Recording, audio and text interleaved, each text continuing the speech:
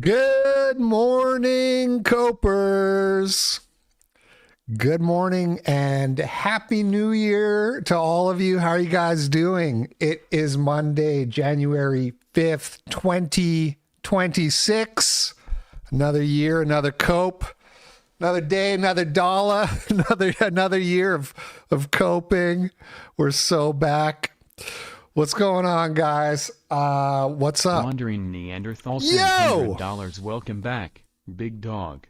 Yo! Thank you, Wandering Neanderthal, for the lovely welcome back. It's good to be here. Appreciate that very much. You know, it's the holidays are the perfect time. It's right after Christmas, or it's so good because everybody gives you money because they're in the holiday spirit, and then you come back and they give you more money because it's like they're happy you're back. It's just it's the perfect crime, which is another GNR song. It is GNR week. We're starting the year right. For all my GNR heads, we won't be playing The Perfect Crime. It's kind of a mid-GNR song, but it is a GNR song. It's a perfect crime, motherfucker. It's a perfect crime. I am refreshed. You know, so, hey, look, here's what I said. I was going to take 2 weeks, and some of you might have noticed I ended up taking 3 weeks. That was kind of sort of accidental. I don't know.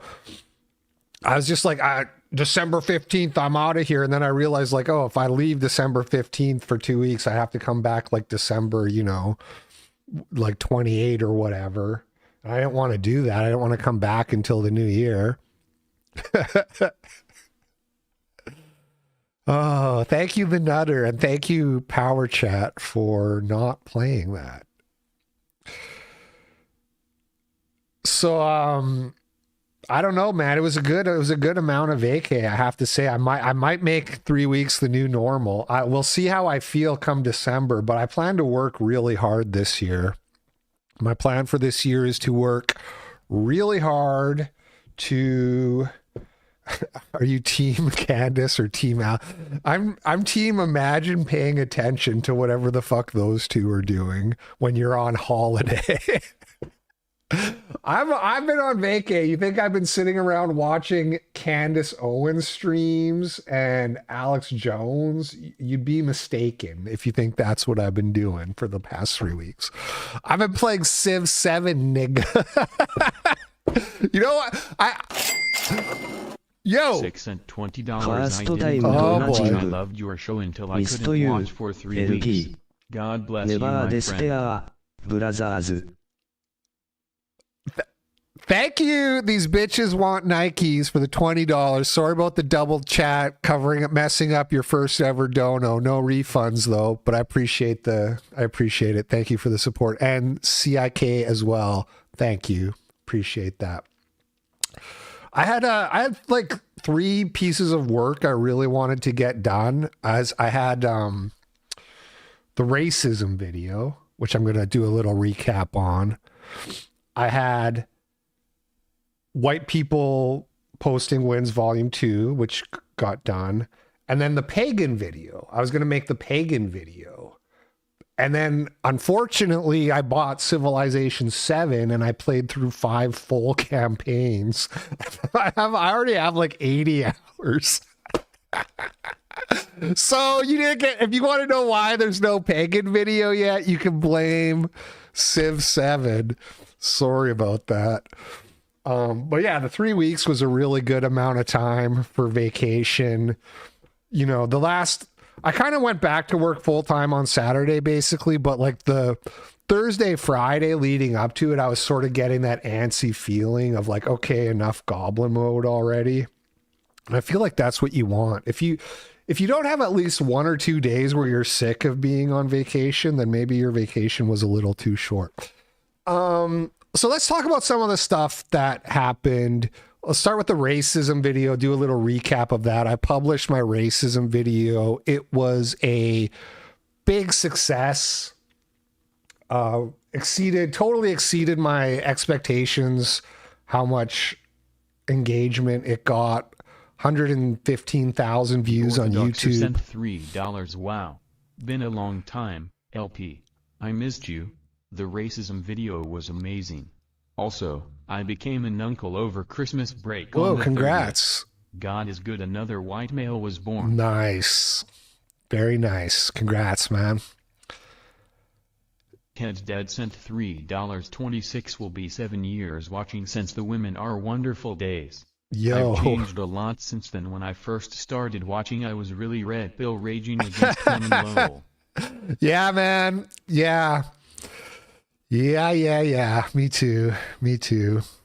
Thank you for the $3. Do your children say 6, 7? No, dude. My oldest son is 4. I mean, I have an older daughter, but she doesn't live with me, so no. But my son, who is, he'll be turning 5 in a few months. He's gotten really into Bible stories now. This is like his new thing. He wants to. We read to our kids a lot, but lately, over the last couple of weeks, he really wants to hear Bible stories.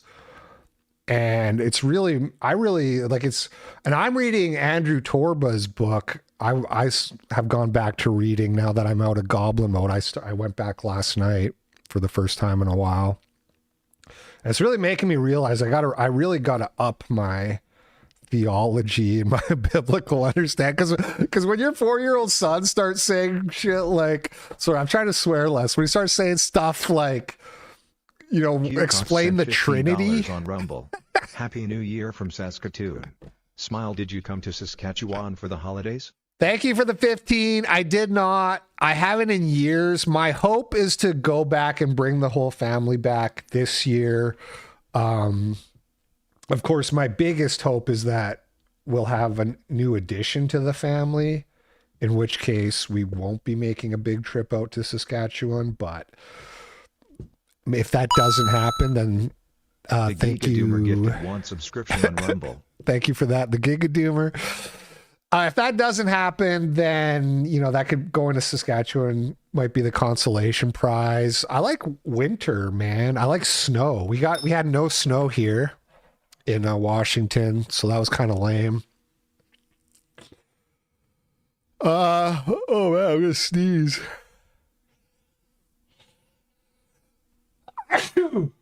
No, I got her a purse that she picked out.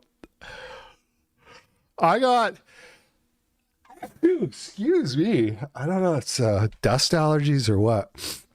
I got a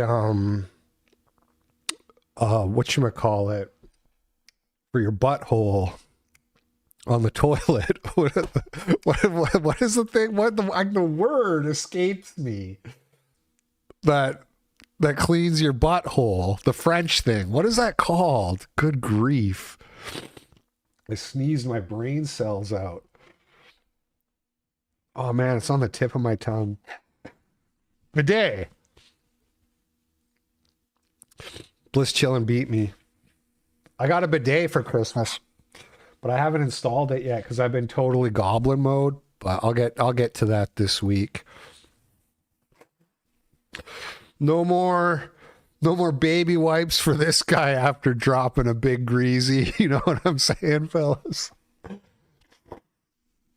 I don't know. I was like asking people what I should get, and that was like what would improve my life, and that on Twitter, and that was one of the recommendations.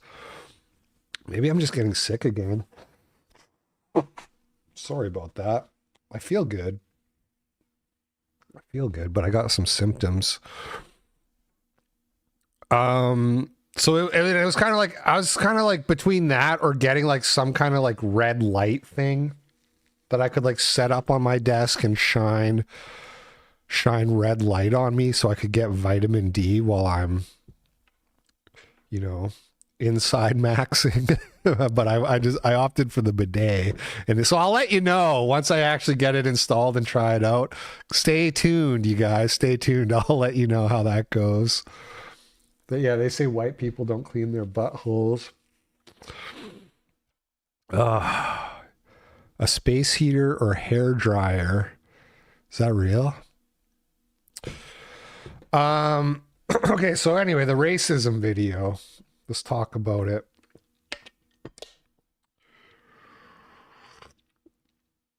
Some chick on X was like really mad at me and because I had tweeted because it got approved for ads, and I posted a screenshot of the email from YouTube that it was like, after a manual review, we've determined that your video, Why I'm a Racist, is suitable for all advertising. And I thought that was funny, so I tweeted a screenshot. I was like, thanks, YouTube, very cool.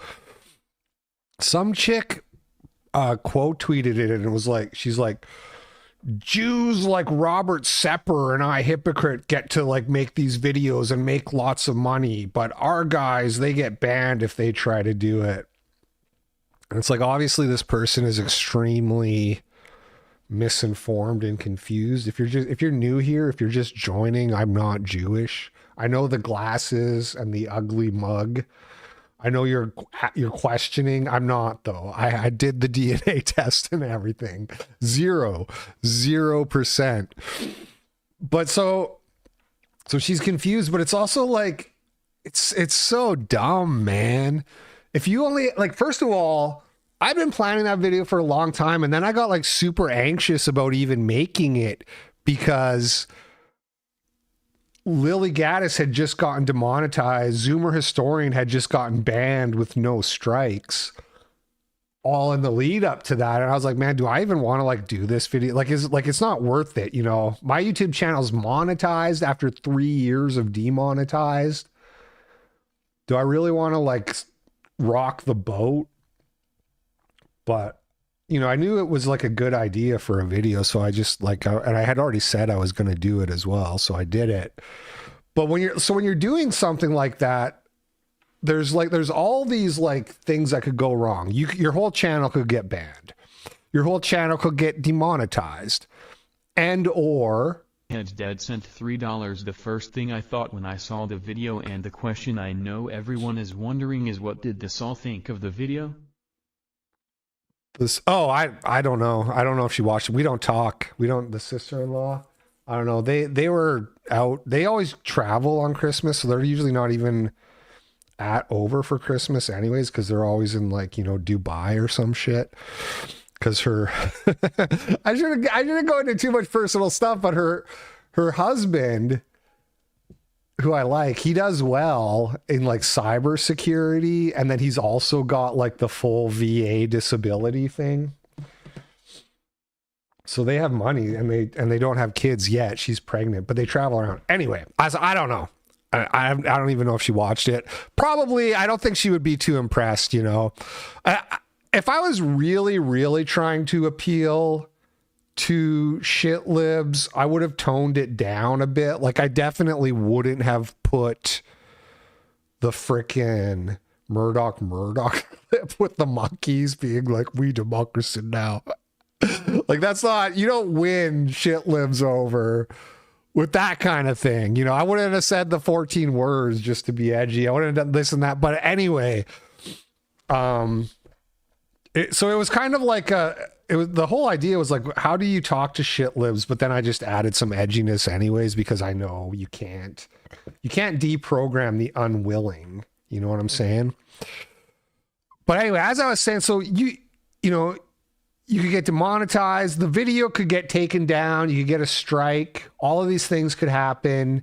The video could be not approved for ads. If it is approved for ads, it might not do well in views.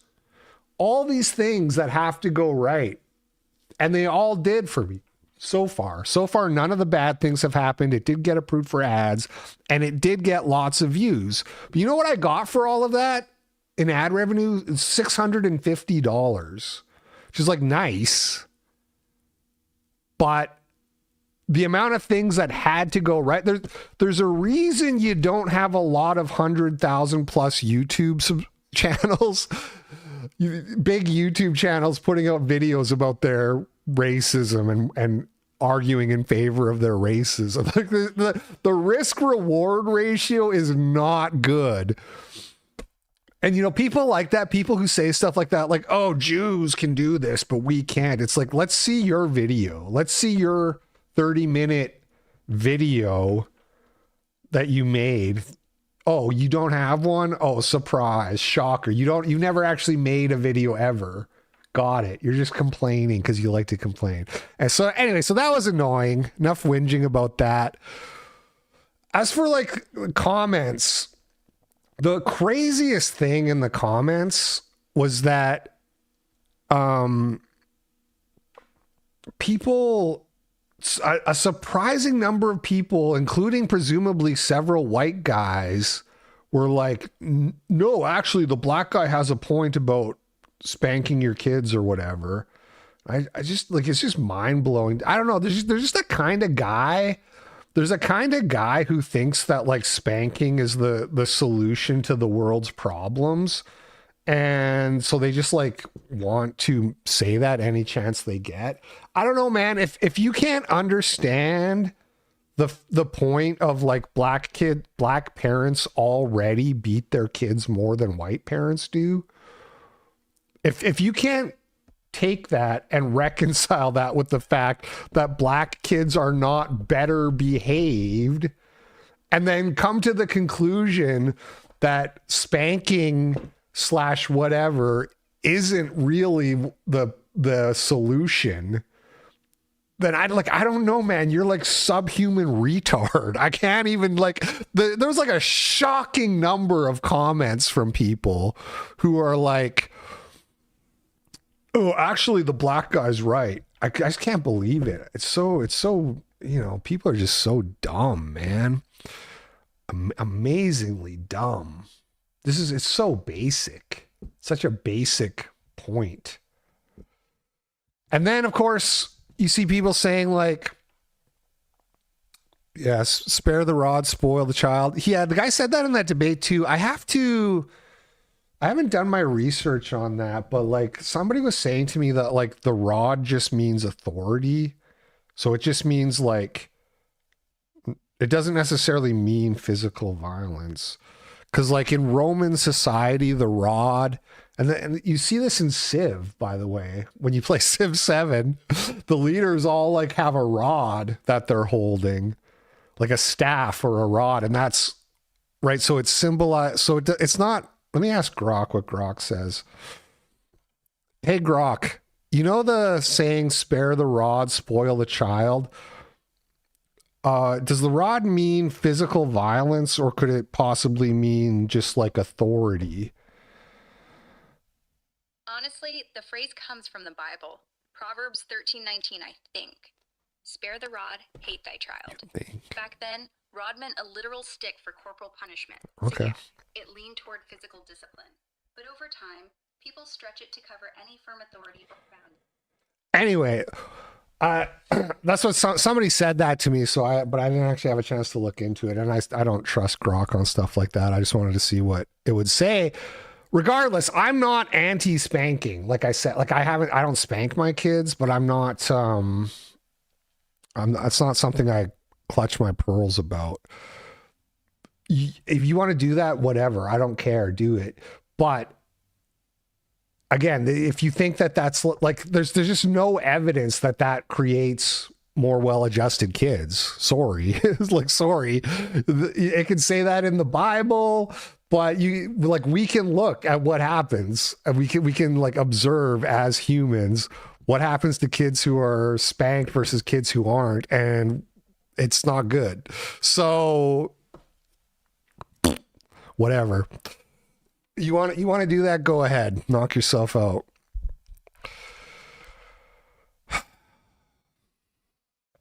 Spare the coax, spoil the cope. I don't know. I might have to do more of a deep dive on that. Mr. Chillin sent $3 top life improvements. Water filter for chlorine, fluoride, and lead hydroxyapatite, non-fluoridated toothpaste, grounded sheet for the bed. Warmer lighting / lamps, lots of salt lamps and orange gels.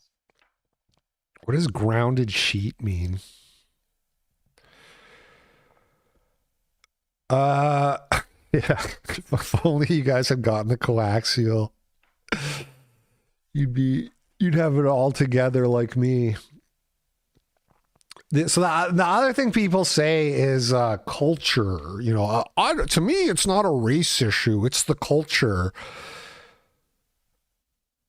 Yeah, thy rod and thy staff, they comfort me. So what? So that means God was spanking us with his rod? I'm not convinced by Grok's answer, but I'm also not, obviously there was probably corporal punishment. I'm going to look into it a little bit more. I want to like hear what the actual arguments are, but I wonder what I'm actually really curious what Corey and Woe say about that.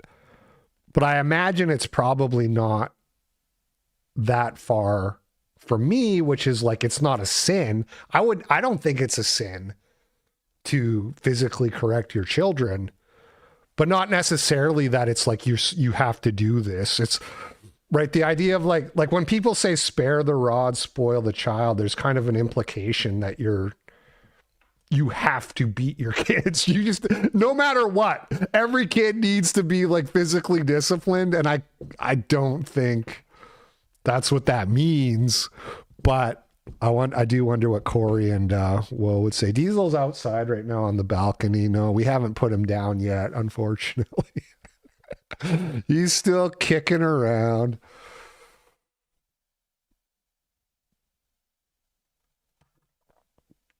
What is this dude spamming? Sir the Mistrick sent $5 on Rumble. If you're not medieval maxing with your health using leeches and bloodletting, then you may. So true. So true. Number one life improvement, leech maxing. Yeah, if I have to hear one more person say, like, it's not race, it's culture, I swear I'm going to go postal. We're Americans, right? So we all have American culture. We all have the same culture. We're all exposed to the same things. I'm an older Gen Xer or millennial. I'm a younger Gen Xer, I was going to say. So I grew up with the Cosby Show and Family Matters and Dr. Dre and Snoop Dogg. And Black people also were exposed to all of that. So where is the different culture happening? Like, what does that mean? Oh, it's their culture.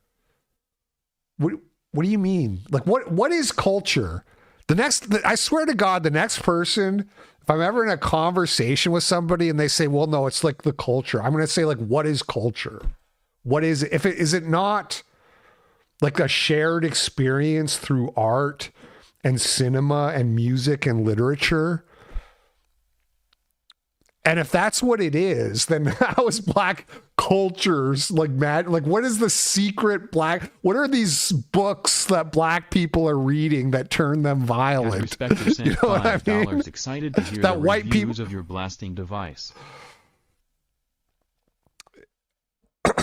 Yes, thank you, Cat. Thank you, Cat Respecter, for whatever that said. I think we can all take a guess. Culture is just when people use, so culture, Cosby Show is culture.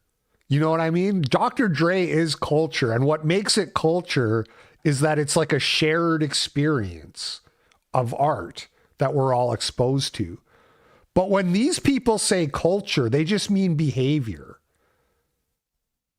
But they don't want to say behavior because that sounds like a choice. If you call it culture, when you say culture, the subtext is it's not a choice. They were indoctrinated into this. They were brainwashed into this. And we have like a duty to brainwash them out of it. That's all of that subtext is like smuggled in when people say the word torture, culture. Dude, I Ariel need Ubermensch kick sent mods. $14. Well. If it isn't Mr. Too Cool to hang out with all of his buddies over the holidays. Thank you, Real Ubermensch, for the $14. By the way, I went on Locals Saturday. I was like, oh man, I gotta finally. I'm assuming you probably don't even need to talk anymore because it's been like a month.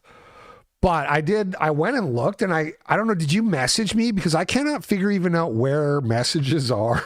I literally can't figure it out. It's such a bad website. They have like a thing that shows a message icon, but it's for like moderating comments that get flagged. And I know people have sent me mess, but I can't find it. I can't find it on the website. Anyway, I do plan, I'm going to go back to like making not necessarily weekly exclusives, but you're going to get a lot more exclusives on locals and YouTube than you've been getting for the last couple of months. I'm really going to lock down on my grind. I told Allison, this is going to be 2026 is going to be like my hardest working year of my life. I'm going to work my ass off this year, and then I'm going to start to taper off next year. This is like peak. This is the year I'm going to ascend, you guys. We're all ascending in 2026. So you're going to get more exclusives. You're going to get the progress report, etc. Maybe some YCSP highlight reels on YouTube, all this stuff. It's going to be grinding.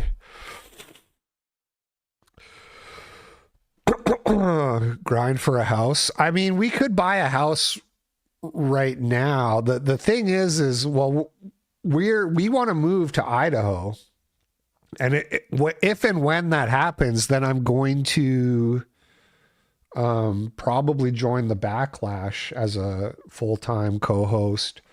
That's all still on the table. I just don't know if it's going to happen this year. That might not be until next year.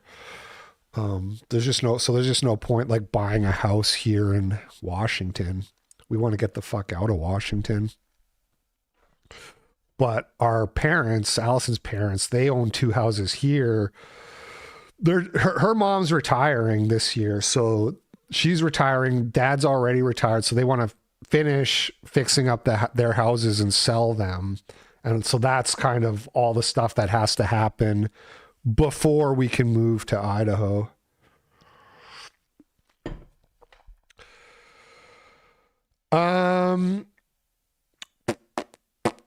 What was I going to say? I'll still do the cope, but I'll just, the Backlash is like a twice a week thing. So be a nice little side gig for me. I hope that works out. I really hope it does. I don't know, because it's probably going to take like another year. So we'll see what happens. The Murdoch stream. The Orthodoxer sent $3 LP as a full-time co-host on Backlash. Sounds amazing, to be honest. I love those guys. Best show out there with the cope. Thank you. Respecter sent $5 for the LP House Capital Campaign Fund. Thank you. Again, it's not exactly money that's the problem. Especially like houses in Idaho are actually affordable that we've been looking at. Like we found a 3-bedroom house that's $400K. That would be kind of like perfect for us. And we could actually like afford that.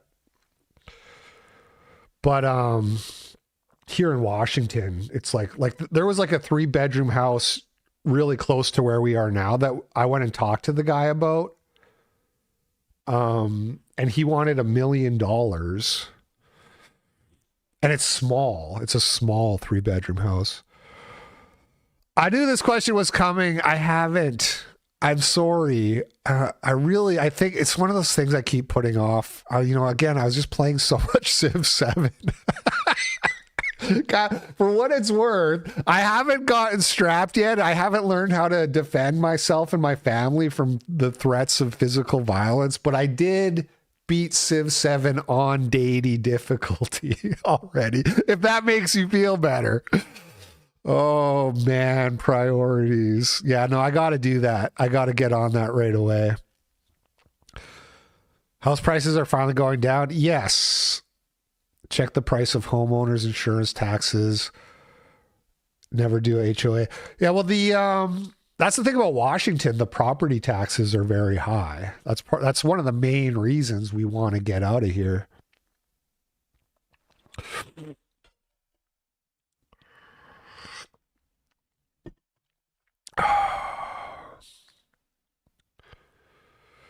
So, okay, so a little recap on the Murdoch thing, little post-mortem.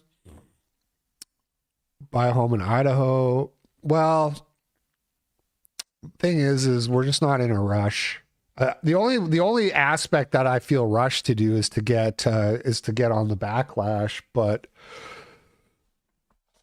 the downside of rushing that would be moving away from Allison's parents prematurely. We don't want it. We love being with the kids' grandparents. We absolutely love it.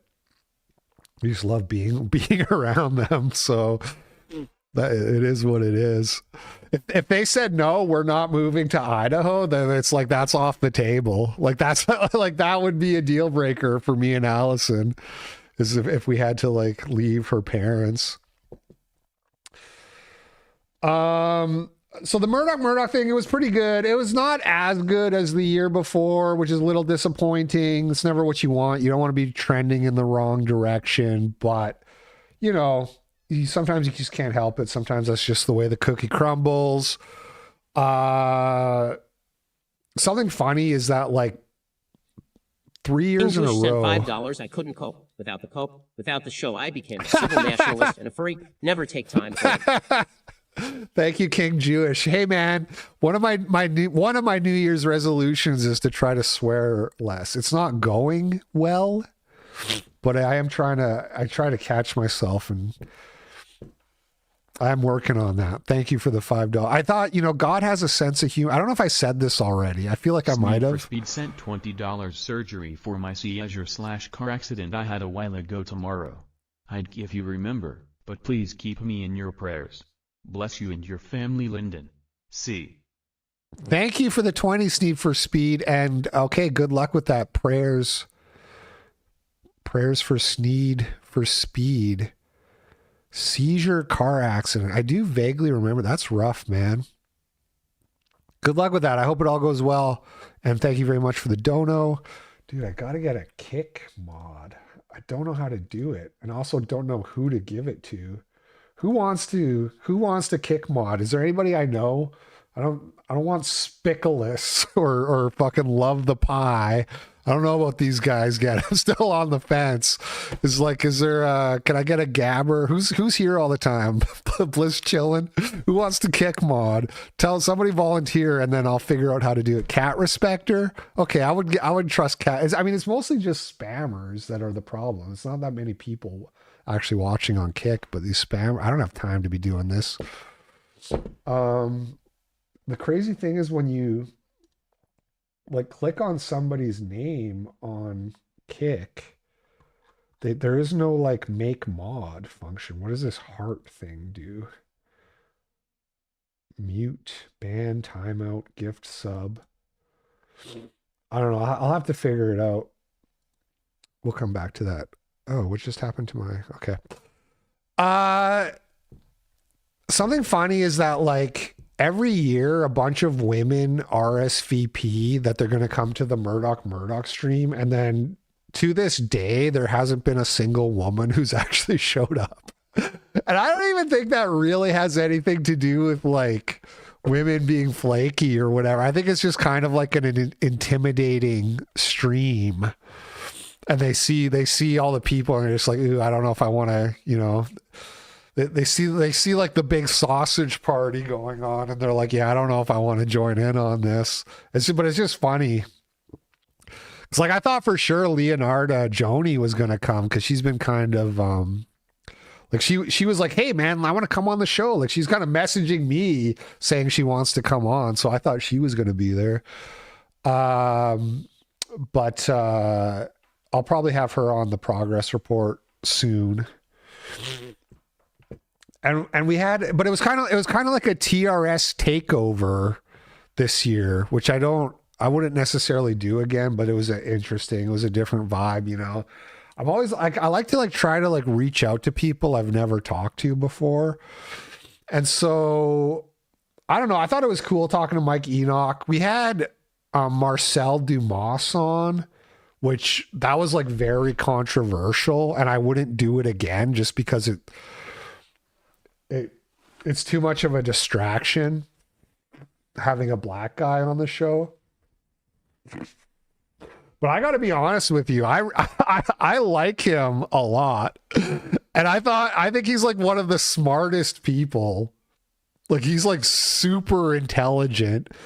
And very truth oriented. So I feel kind of bad. So you got Donald Duck. So there's people who are haters. Like I disagree. I think he brings a lot to the table because his knowledge of history is beyond basically anybody else. But again, I probably won't invite him back just because it's too much of a controversial thing to have a black guy. HT was funny. HT joined, saw Marcel left, and then he was like texting me, let me know when the N-word leaves. and then I was like, okay, fine. But Marcel like hung out the whole time. So HT finally came back, and then he was like putting tape on his monitor so he wouldn't have to look at the black guy, which was really funny. Really funny. I mean, Marcel, like if there's such thing as a base black guy, Marcel is the guy. He is the guy. And the thing is like he's like, people are like, why is this N-word here? It's like, he's higher IQ than you are. Sorry. He is. If you can't tell that guy's like super smart, I don't know what to tell you. But so that was the thing, you know, it was cool to talk to him, but yeah, I wouldn't do it again. And then, also here's like kind of my main takeaway from the stream is that we got taken off of the Murdoch stuff before I wanted. And that's the same thing that happened the year before. And I had specifically like divided it up where I was like, hey, the first 2 hours, we're just going to watch Murdoch episodes. But we only got like an hour into that before it all went off the rails. And I knew this was going to happen. But Doomernat joined an hour early. He was like so chomping at the bit. He joined an hour before I told him to. I told all the other guys like, hey, you're invited to sort of the main general discussion. It starts at like 12 p.m. Pacific. And then once he came in, then like Mike Enoch came in shortly. And it was kind of like the floodgates were open, and then it was like, yeah, we got 2 episodes in. So I think next year or this year at the end of the year, I'm gonna just do 2 separate streams. I'm gonna do a Murdoch stream that's basically just me, and maybe a couple, like maybe like Old Sterling and Colossington, who I invited because he knows a lot about Murdoch and wanted, you know what I mean? So maybe just like do that, and then it'll just be like watching episodes and chilling. It'll be just watching Murdoch and chilling and not having to like, you know, herd cats because you've got 12 fucking influencers in the room who all want to give their takes about whatever. But then just do that as like a separate holiday stream. Do like the racism roundtable, the Daily Cope Christmas racism roundtable stream. I think that's kind of what I'm gonna do. Because I'm just tired of like all I want to do is watch Murdoch. It was on Rumble and Odyssey, and you know, the other play like X and that. But if you want to find the replay, Rumble, Odyssey is your best bet. Anyway, so that's my thoughts on that. Probably gonna split it up into. It's hard. It's kind of sucks when you have a 3-year tradition to like mess it up and change it. But yeah, I just want to watch Murdoch episodes. Then I can't do that if I invite 87 people on. And then we're going to get into our Somali story and our Clavicular story here in a second. Before I get to that, a lot of stuff happened, but those are kind of the 2 that I was most interested in covering. There was like this Steve Laws thing with this BBC guy, Goldberg, that maybe we'll watch that tomorrow. I don't exactly know what I'm going to do tomorrow, but I am interested in that one as well. Cause also like Sargon inserted himself in that and had a very like unpopular with the nationalist takes, which I haven't watched Sargon's video or anything, but I kind of wanted to check that out. So maybe tomorrow we'll see.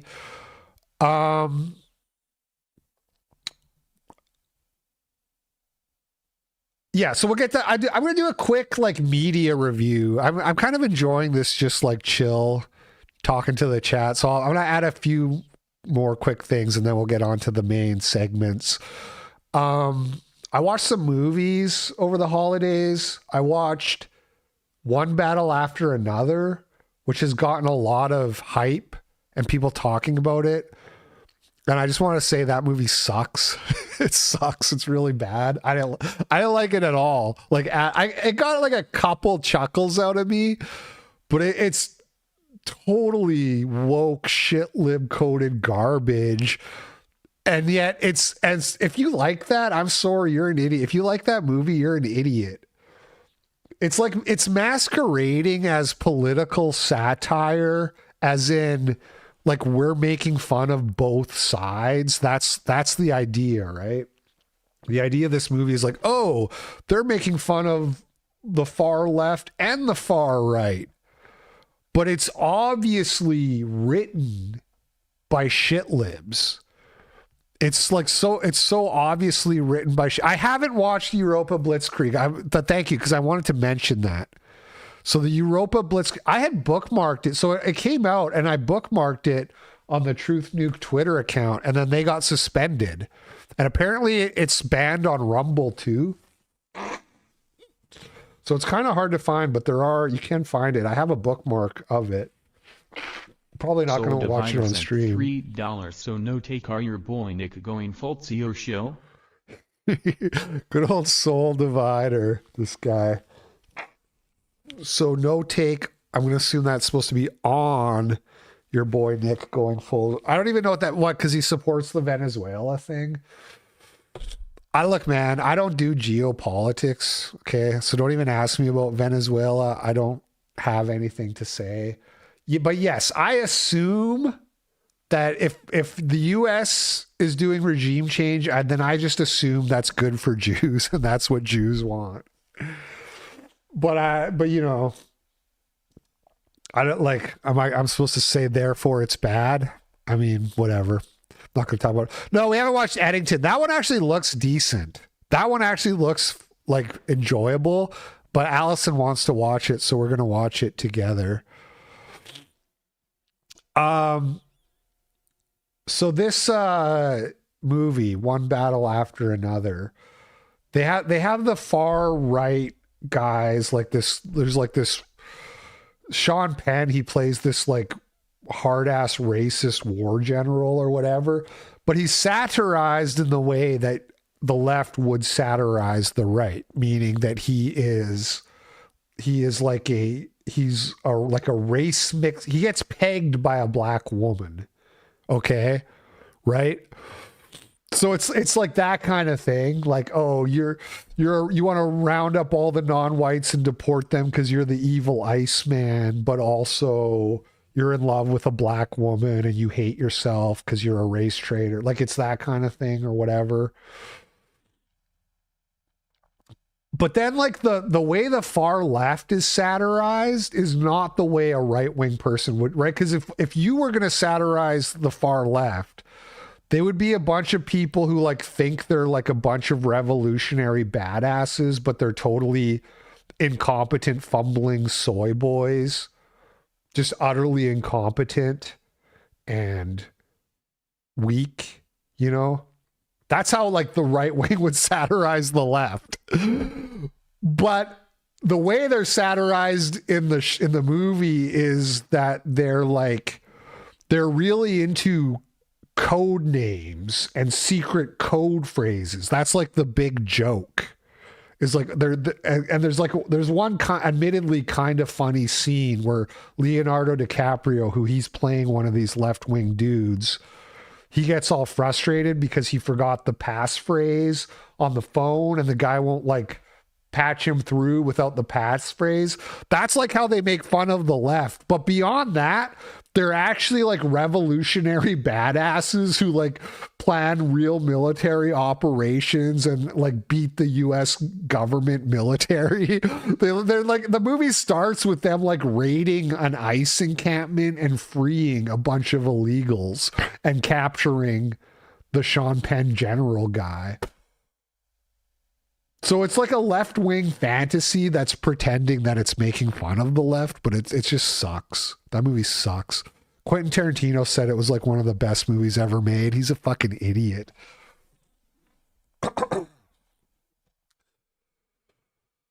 And then I also watched Weapons, and I thought that was a really good horror movie. I'm not going to like review it or talk about it, but I liked it. some people might get mad at that. I liked Hereditary a lot too. And I know like people or whatever, or what's the one, Midsummer? You're not supposed to like Midsummer because it's like anti-white or whatever. But I liked Midsummer too. Like thing is when you're a horror movie fan, you don't have a lot of Need for Speed sent $3. One of the HBO versions on Div 1 Battle has a black in the corner doing sign language in the corner because apparently subtitles aren't enough. Lol. I thought it was a joke. What?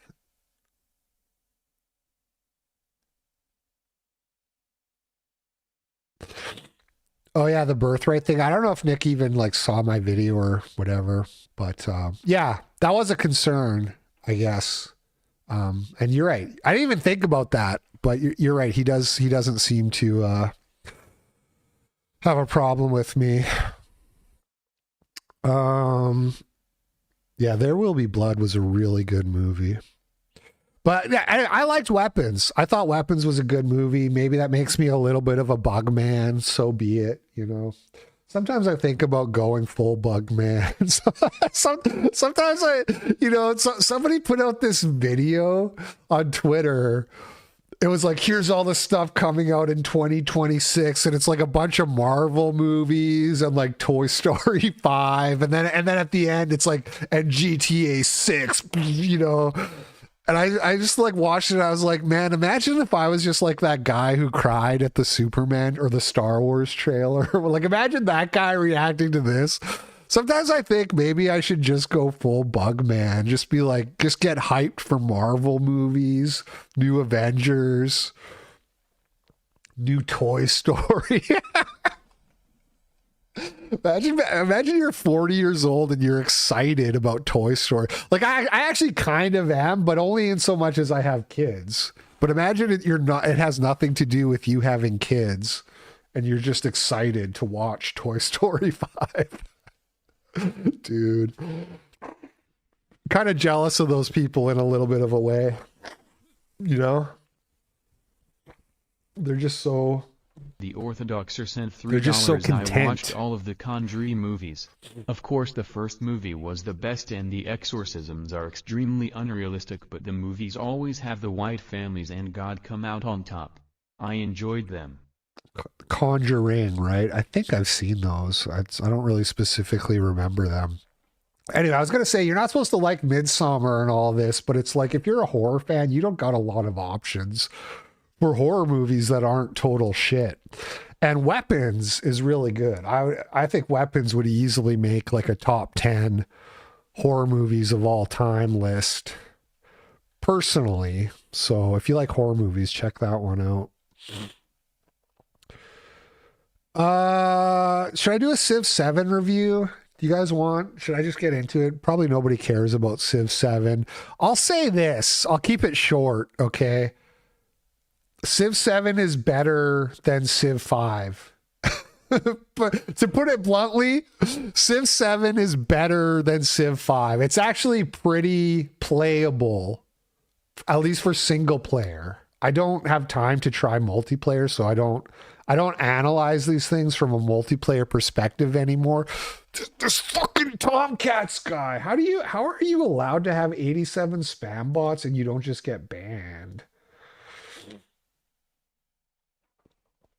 Jake_Tongues sent $5 on Rumble. I got excited for the Hobbit and Harry Potter movies just because I got to watch them with my daughter. Yeah, too bad Hobbit sucked. It is the one with Harriet Tubman. So here's the thing. I have Civ 5 was GOAT. I literally like this. That's like saying the black guy was right about beating you. Like, you are subhuman. If you like Civ 5, now I have to go into detail. I have to explain it. So blame Shawnee Mac if you get sick of hearing me talk about Civ for the next 10 minutes. But yeah, if you like Civ 5, you're like subhuman. I played like 1,000 hours of Civ 5. In all fairness, I played it quite a lot, but that was also, I was still in my era where I just smoked weed all day and I would sit at my computer chain smoking cigarettes playing computer games. So I would never play Civ 5. I wouldn't like the 80 hours that I made it on Civ 6. If Civ 5 came out, I'd put like 10 hours into it and I'd be like, this sucks. I did not like Civ 6. I don't have strong opinions on Civ 6 because I didn't play it very much. To me, it just kind of repeated the same mistakes of Civ 5. So Civ 4 was the best. Civ 4 was goated. Everything kind of went to shit when they said 1 unit per tile. And all of the problems with Civ 5 are like, King Jewish sent $3, Ephesians 4:29. Do not let any unwholesome talk come out of your mouths, but only what is helpful for building others up according to their needs, that it may benefit those who listen. Thank you. I was going to say, I got sidetracked, King Jewish. I was going to say, God has a sense of humor that he sent a Jew to scold me for being such a filthy degenerate, which makes me know, that's how I know God sent you into my life.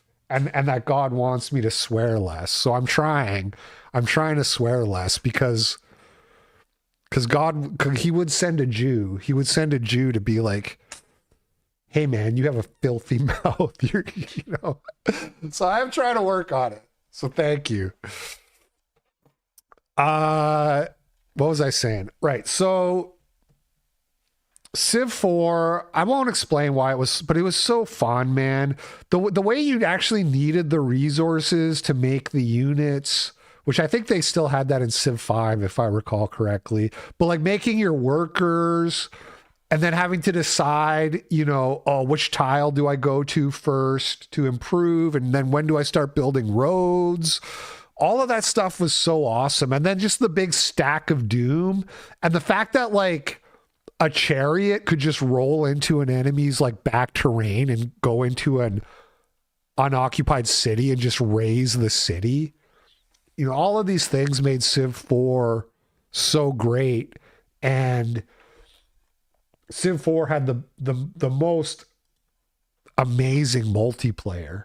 Civ 4, I put 1,000 hours in Civ 5. I put like 4,000 hours in Civ 4, you guys. It's like my most ever played game, and I'm sure I'll never, at this stage in my life, I'll never come across a game that I play more than Civ 4. And then Civ 5 basically ruined it because they made it 1 unit per tile, so they massively slowed down war. You can't just like roll in and steamroll somebody now. It takes like multiple turns to take a city. And what really ruined it was, and they fixed this in Civ 7.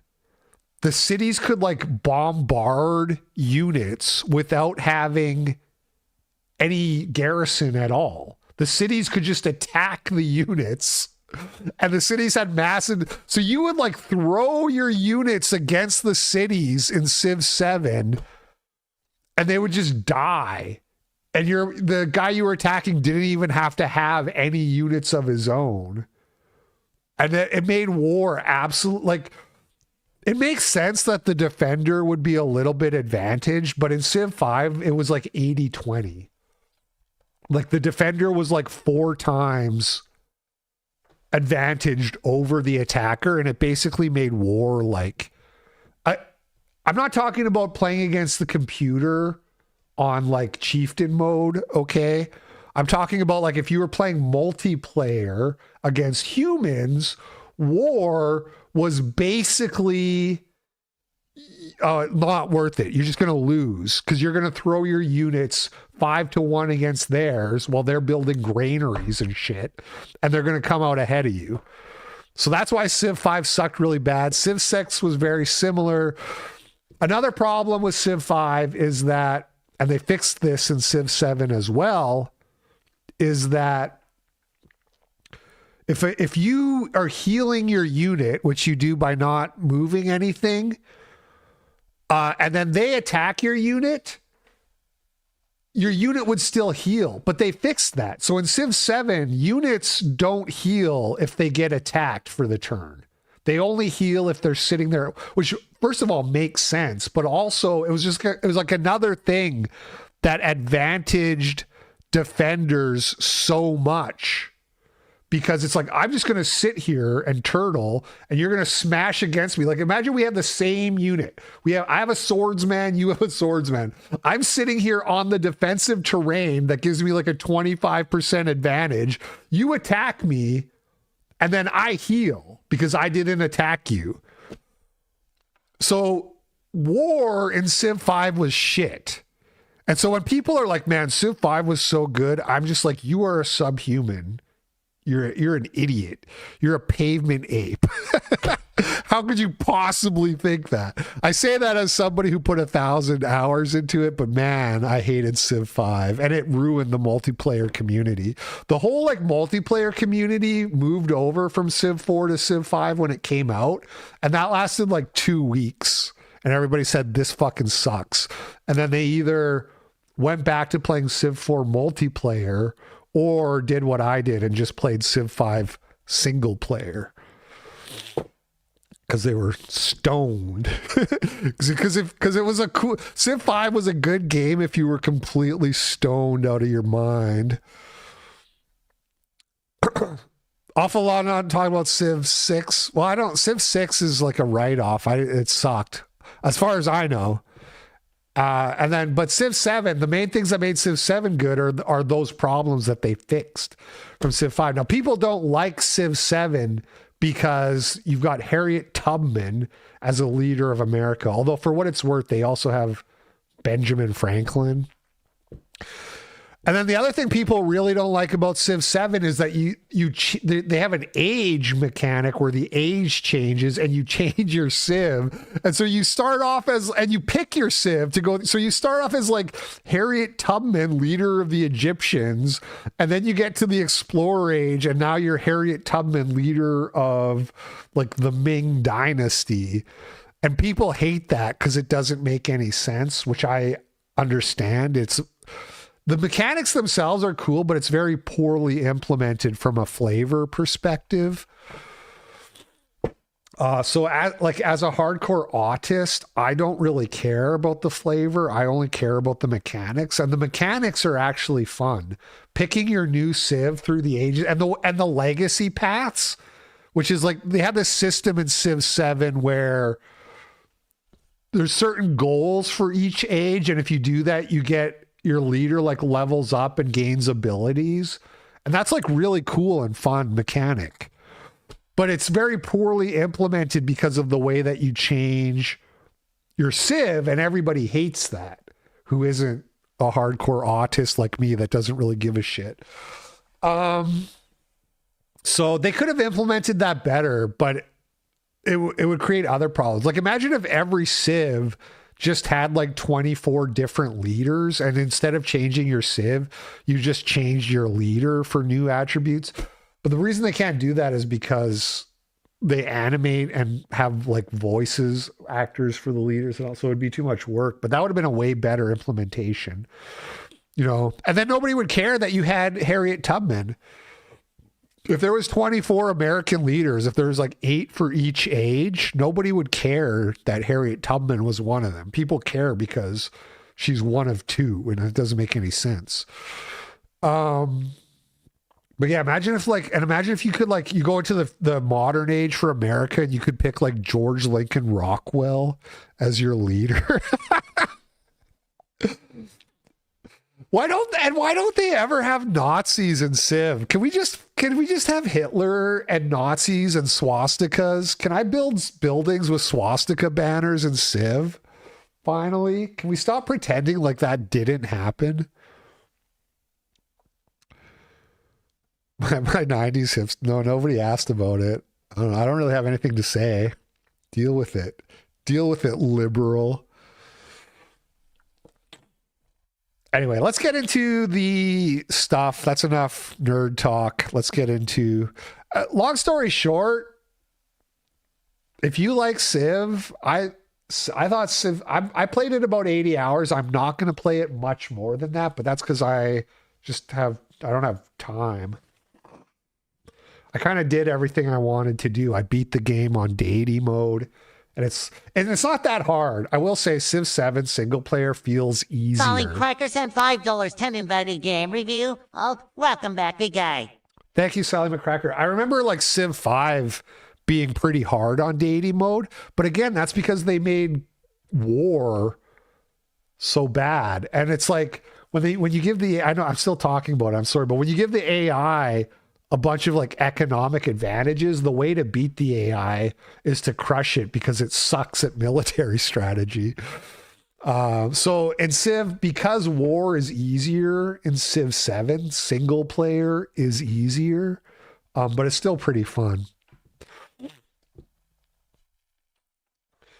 Still pretty fun. Okay, so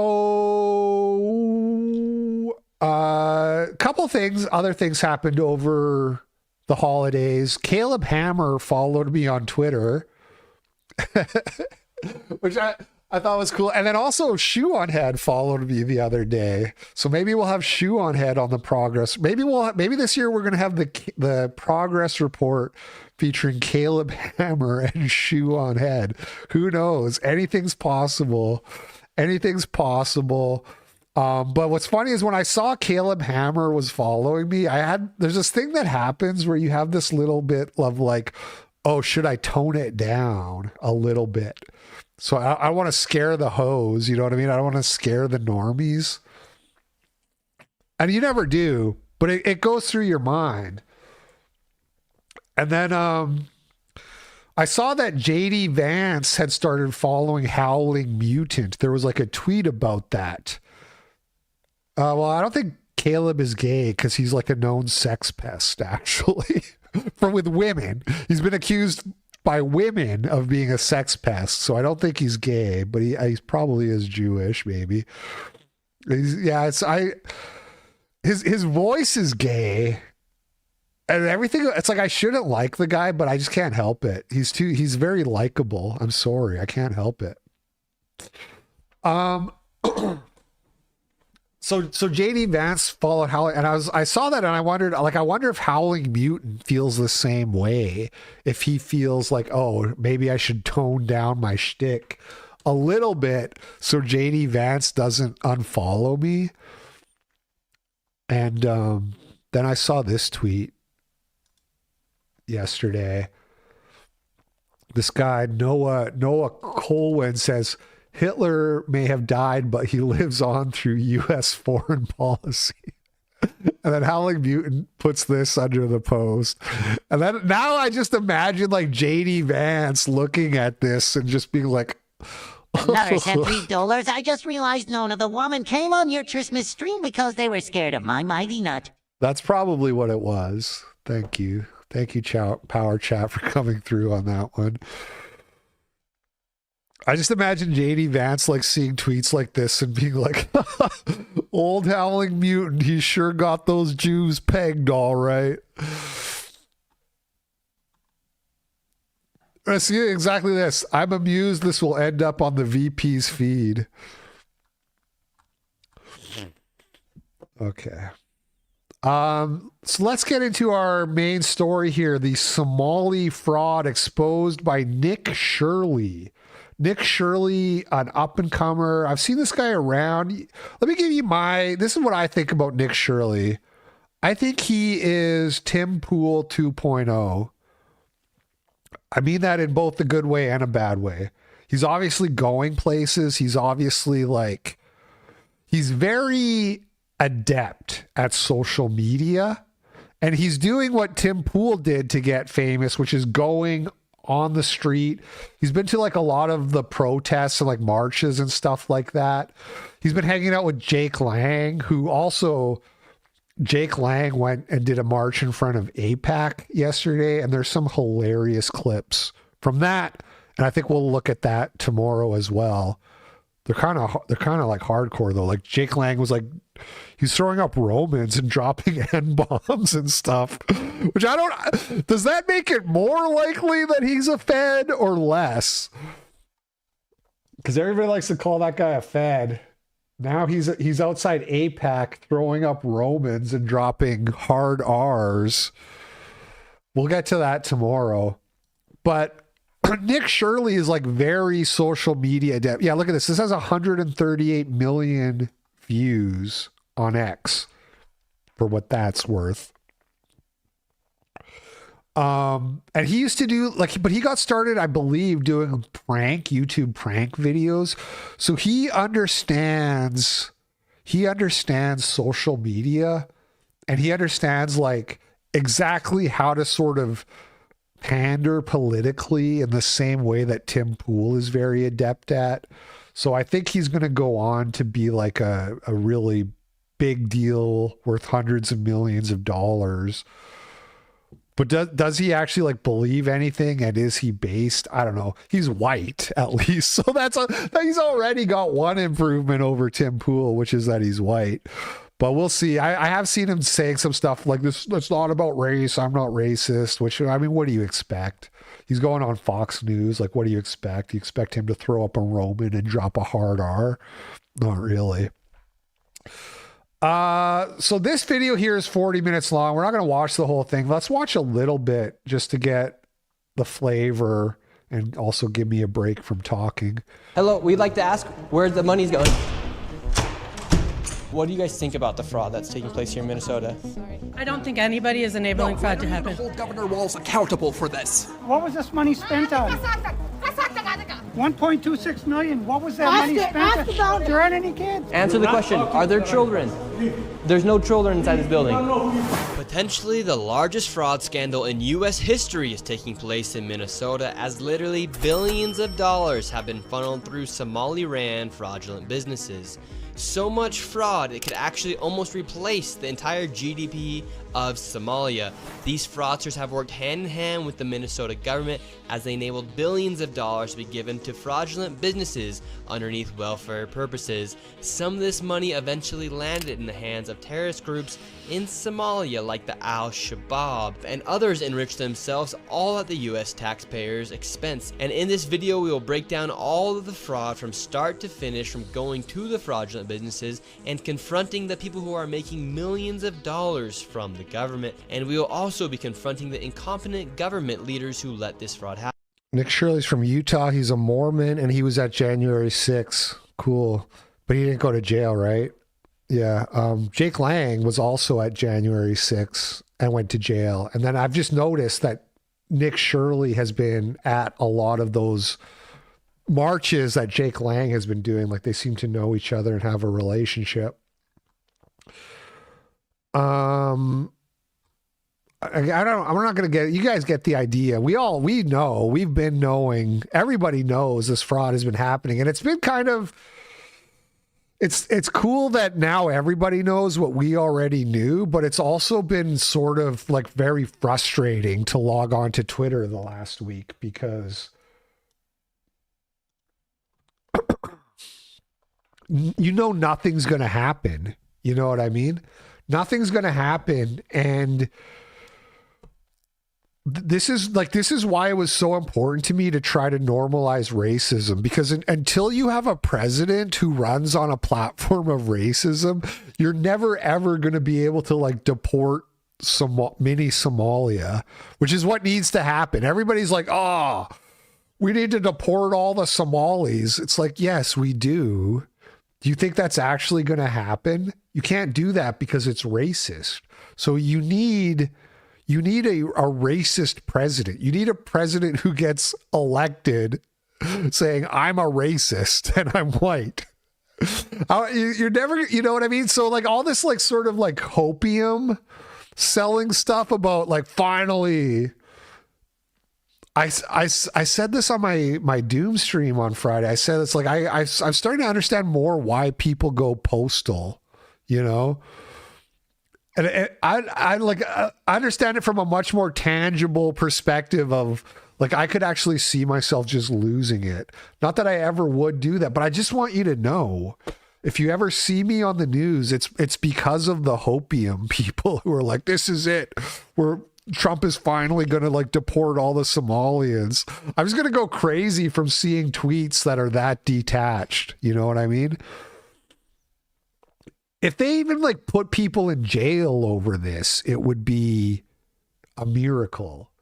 And you know these Somalis are not doing this they're not coming up with this on their own. These guys are the front men. They're the fall guys. They're the fall guys for somebody behind the scenes who's coordinating this whole network. I don't know who it is. Is it Tim Walz? Is it like the Mexican cartels? Who's doing this? We'll probably never know. That again is so frustrating that whoever actually like set this up is probably going to just completely get away with it. Because the whole point of using these retarded Somalis is that they are the fall guys. So if I was Trump, if I was the supreme dictator, the people like running these, they would be getting waterboarded in Gitmo right now. That's what I would be waterboarding these people in Gitmo until I figured out exactly how they did everything. But that's not going to happen. This is kind of the main part of the reason this went so viral, and Nick Shirley was so lucky that he found this. There's this very memeable aspect to it, which is that they had this spelling mistake on the sign, the Quality Leering Center. Here in Minnesota, massive fraud is taking place within the government and the Somali population. Here, this building alone, Quality Learning Center, is a daycare, yet they spelled learning wrong and they said leering. This daycare alone in 2025 has received $1.9 million from the government. And the strange things about these childcare centers is there's no one here right now. It's midday on a weekday. And if you were to try to go inside, it's completely closed and the windows are all blacked out. No one's working, midday, children should be in here, and this place is licensed for 99 children, and this is the outside. There's no windows, no nothing, and like I said, they literally spelt the word. Something that was very funny about this, and unfortunately I don't have a lot of it pulled up, but there, in the immediate after, this went viral super fast, and there was like a scramble from the Democrats to sort of do damage control.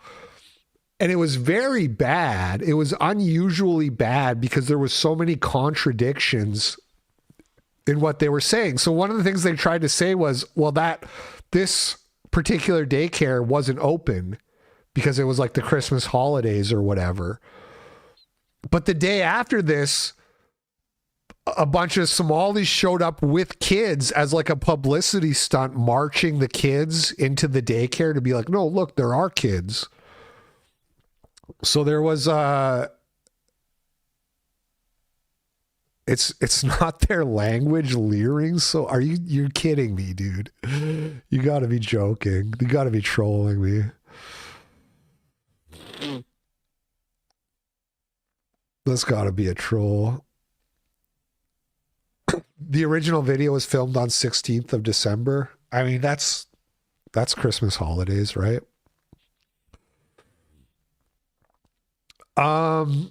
So there, long story short, there was a lot of like sort of different attempts to do damage control that basically contradicted each other and was very funny to watch.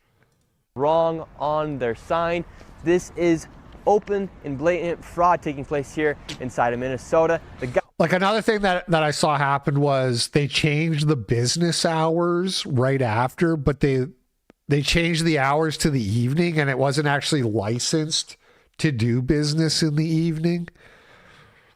The government is complicit with this, and this is just one of the hundreds of child daycare centers here inside of Minneapolis being ran by the Somali population.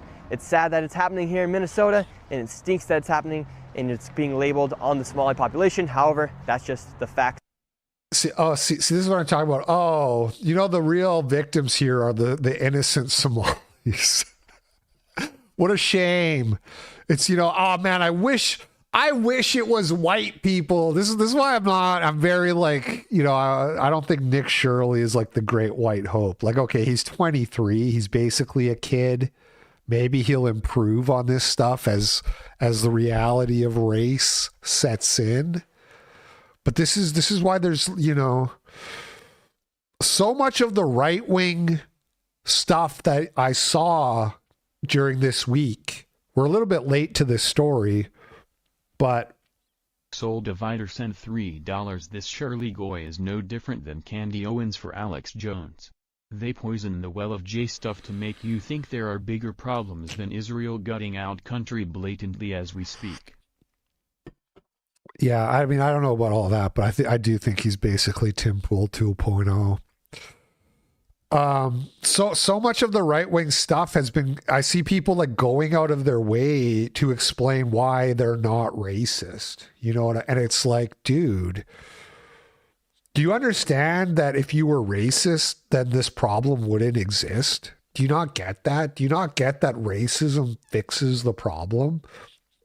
No Somalis, no Somali fraud. Simple. Simple. Call me simple. Call me the low end of the bell curve, but if we didn't have little Somalia in Minnesota, then we wouldn't be getting defrauded out of tens of millions or hundreds of millions of taxpayer dollars, right? So maybe you should be racist. And then it's like, okay, so you're not racist, so what's your solution? Oh, put the fraudulent people in jail. Oh, wow, cool. So put criminals in jail? Cool, awesome, good idea. Really good idea, brilliant.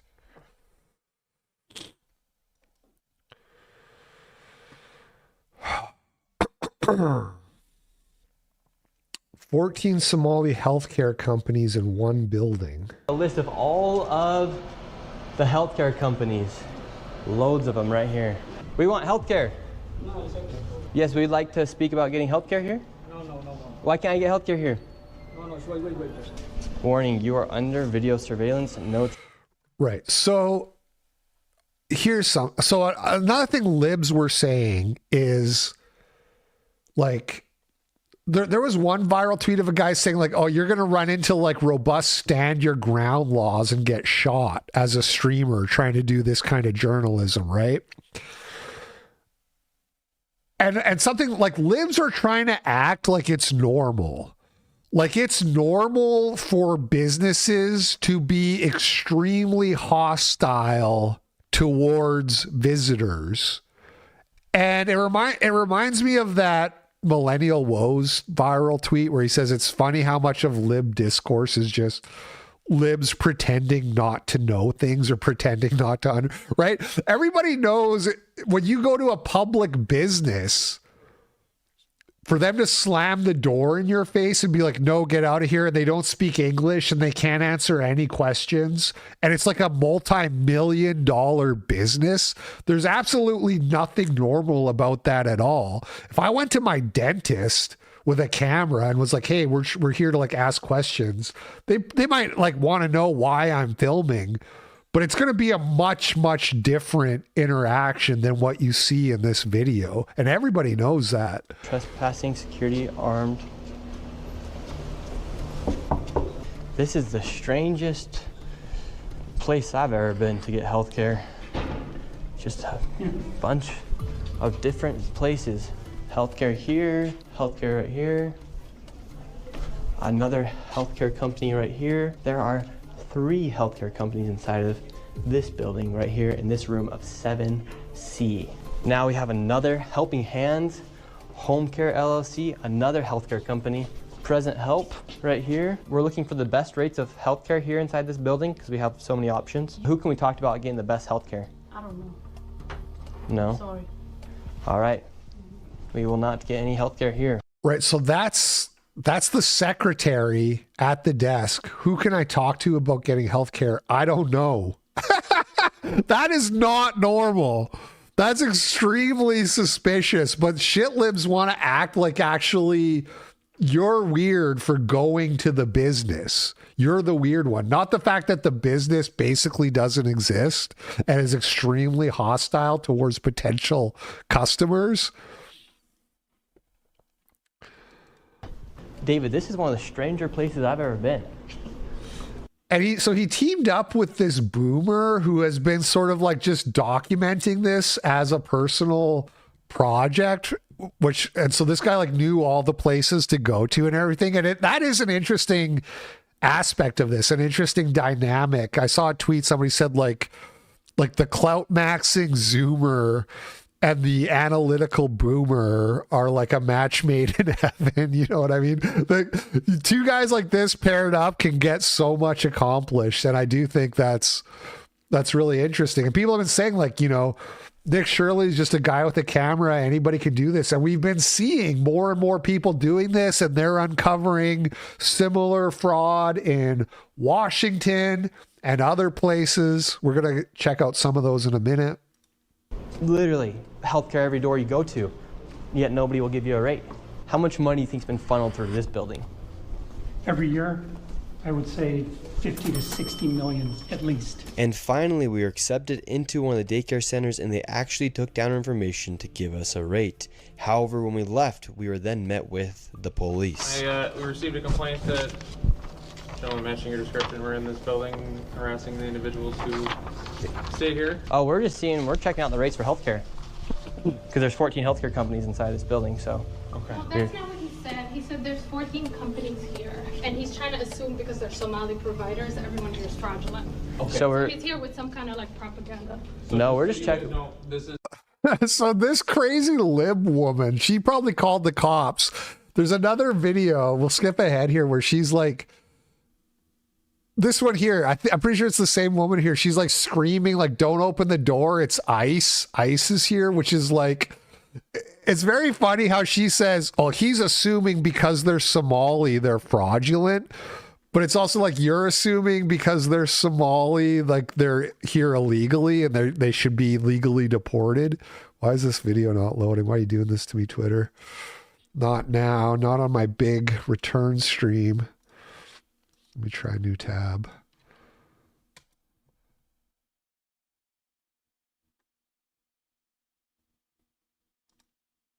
It do be like that, Mr. Stansel. Let me try Chrome. Because this is like the funniest video in the whole one. Learning center. I meant to say quality learning center. Don't open They up! said they spelt learning wrong. Don't open up! How do you have ICE here, ma'am? I'm literally a YouTuber. I'm not sure if that's the same woman, actually. Open up! Ma'am, what do you think about the fraud that's taking place here in Minnesota? Don't open up! We have ice! And what do you think about this place being licensed for 99 children Don't open up! and getting $4 million over Open the up! It's ice! $4 million in the last 2 years? Go away! The funny thing is like there was this other story we looked at before I went on break. This place that was for meals, and it was billing the government for feeding 4,000 kids a day. They said they were feeding 4,000 kids a day. And then the FBI just went and sat outside the building and like no kids went in. And then the owner was like, well, maybe they all went in through the back door. You don't know. What do you think about that? Are you in favor? Away. Are you in favor of that? Go away! You know You're what not welcome here! Are you- Shame on you! Are you in favor of $1.9 million going illegally, Don't open up! fraudulently to this business that has quality learning center but can't even spell learning right on the door? Don't open up! Ma'am, we are not ICE. I don't care who you are, you don't belong here.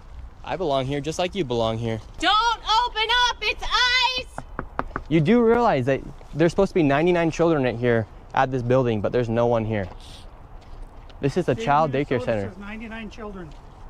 Paid $1.9 million this year in CCAP funds. I'm curious how this starts. So he's like outside the building filming, and then she just sees that and inserts herself and starts screaming, don't open up, it's ice. Like what was the process that led up to this scene? How did this woman get involved? Do you know where the children are? Were they kidnapped? They run away? Where are the children? This is state of Minnesota. Right here. And who are you? My name's Nick Shirley, ma'am. And who are you with? Nick Shirley. Nick Shirley on YouTube. Yeah, so who are you with? I'm with ICE. Oh, he's just been doing some research investigating the fraud that's taking place here in Minnesota. Yeah, I'm with Nick Shirley. This lady, she's calling us ICE. We're just trying to... Okay.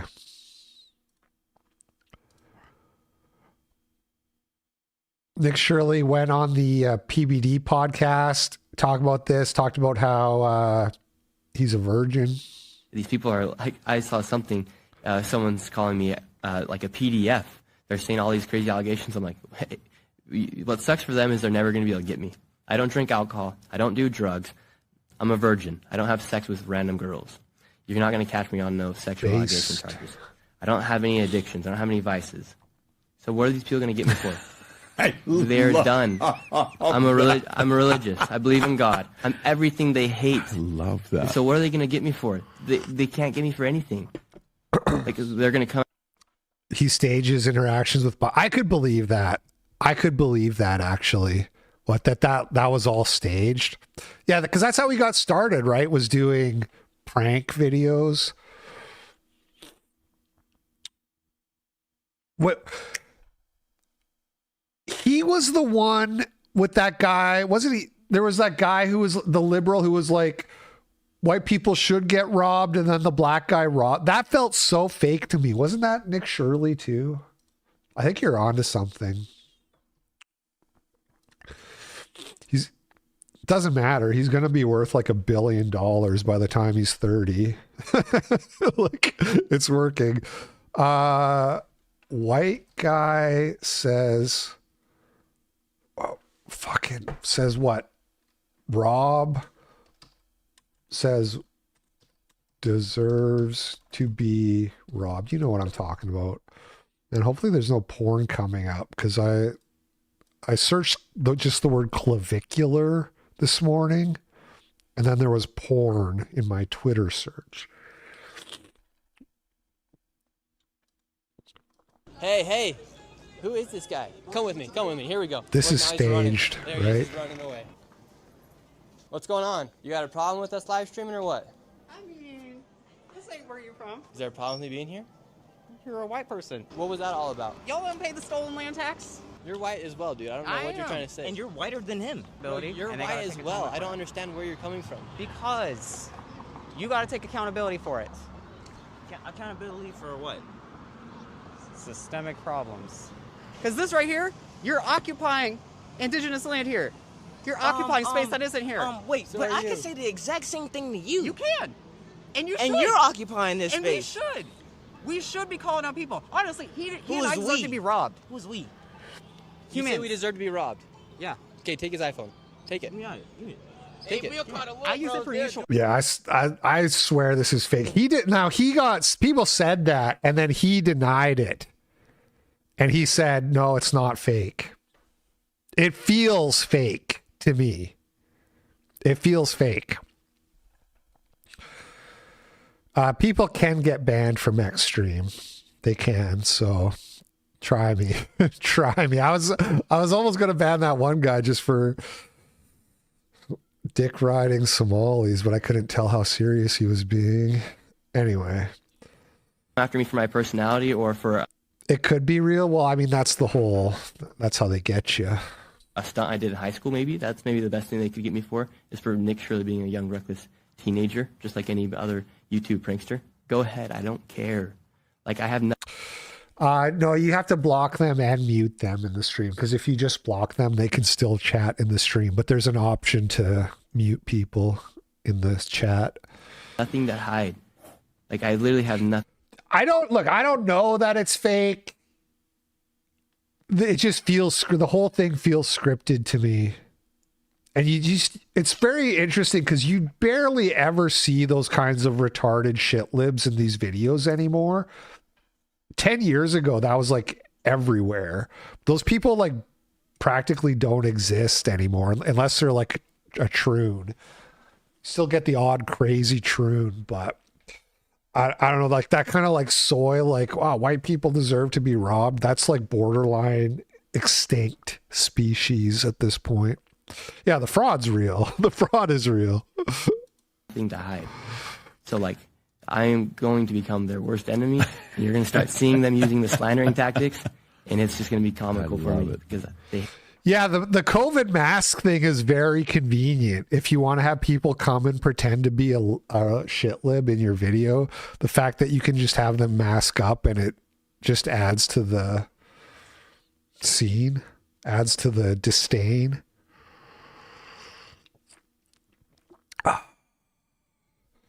Yeah, the anti-ICE protesters are real, yeah, but they're not like, if you talk to them, they're not quite that on the nose.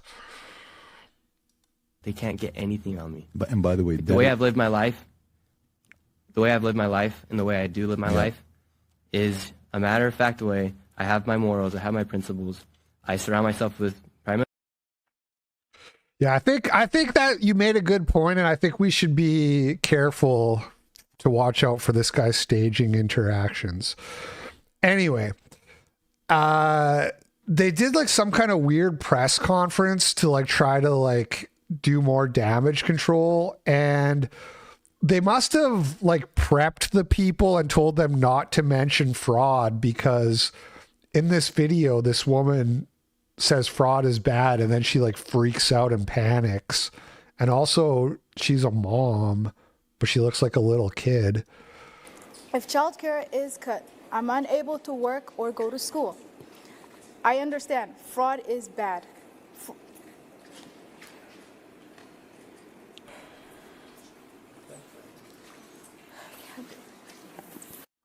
So this is the problem with taking 75 IQ people and putting them on a stage and like training them. You know, not everybody's a Martin Luther King. Not everybody's able to just read the script and actually communicate naturally. So they obviously like told her, don't talk about fraud. Don't like mention fraud or whatever. And then she said that, and then she freaks out because she's like, oh, I broke the rules, because she's dumb. And she doesn't know how to just like roll with it and not act weird about it. And then you got, look at this woman behind her. Look at this woman right there. That is Karen Mrotz, outgoing executive director of Jewish Community Action, a 26-year-old nonprofit organizing Minnesota's Jewish community for racial and economic justice. Dude, it's hilarious how Jews get to have like a bazillion different organizations for their own group interests. But like, if white people want to like if Arvel wants to just like have like a little community where 50 white people, that's like evil. Like, imagine if there was like a bunch of white interest groups that were funded to the tunes of millions of dollars. You know what I mean? We would kick the shit out of them. The only reason these people are competitive is because it's not an even battlefield, because they have all these things that we don't. Anyway, that's very interesting. Very interesting. One more observation in my Jew log.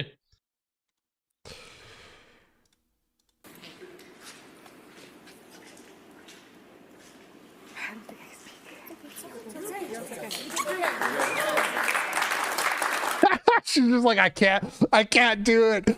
She just like crashes and burns, and they're all like, yeah, good job, sweetie. Good way to go, champ. What was that? And then this other lady also seemed to get kind of flustered for a similar reason. And I do see some signs over here that say stop fraud, and I agree, stop it. There are wait lists for these programs that are years long. There is fraud, and I do see some signs over here that say stop fraud, and I agree, stop it. Kind of a short clip, kind of whatever, but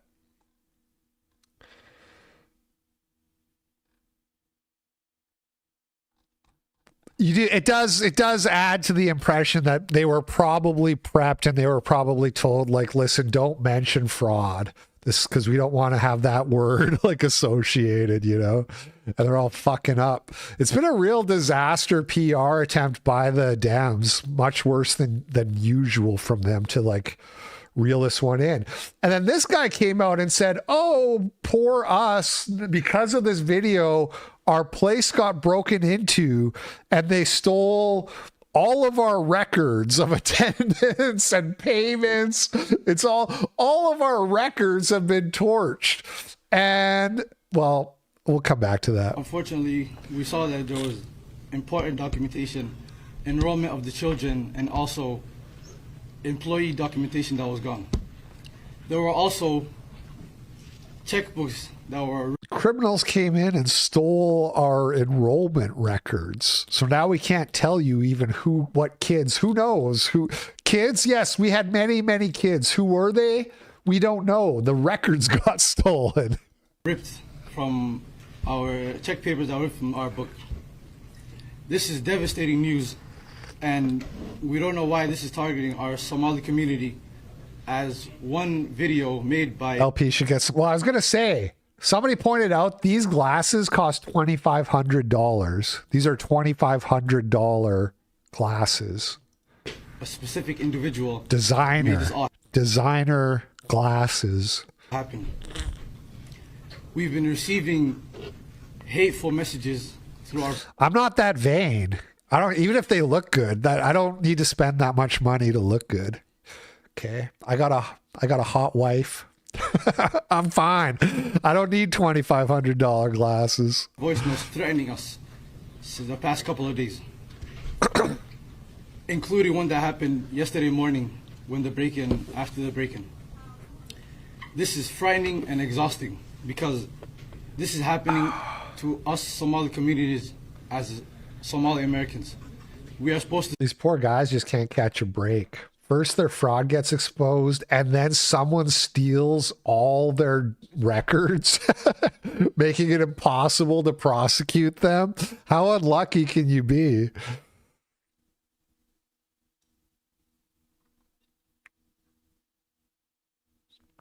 %90 of feeling good is looking good. Yeah, the other 10% is steroids and meth. But we'll get to Clavicular later. If anybody knows the name of the owner, this is Brian Krasenstein. If anybody knows the name of the owner of this daycare, please contact me. I would like to start a GoFundMe, not only for the owner and money lost, but for their legal costs for him and others to sue Nick Shirley for likely defamation. Nick Sorter says, why don't you just call the number on the sign? And by the way, apparently it's not a real phone number. Apparently that number has never been working, the one on the sign. For people to come and go like, hey, they're not really working, they're just taking free money. If any of us have children here, raising children is not easy. Trying to help them with schoolwork, trying to build their manners is not easy work. So when somebody comes and does that, it's really disheartening in the community itself. As Minnesota, as Somalis, as people that own this business for 8 years now, we do nothing but to uplift the community, uplift our children, uplift one another, uplift non-Somalis, uplift Somalis to make a better community for all of us. So when somebody comes in and says, hey, they're not doing it, it's just like if he would have came during operational hours and there's no one here, okay, you've got a point. He came, I think it was 11 a.m. Obviously, there's no cars in the parking lot. If you look around, there's cars now. Yeah, because our employees are here, our children are here, our clients are here. But don't come at 10 a.m. and like, hey, their door's not open. A daycare that's not open at 10 a.m. Is that normal? Well, let me see what Grok can say about this. Hey, Grok, what can you tell me about the operating hours for the Quality Leering Center in Minnesota? Apparently they aren't open at 10 a.m. but I also heard people say they changed their hours. What's the story there?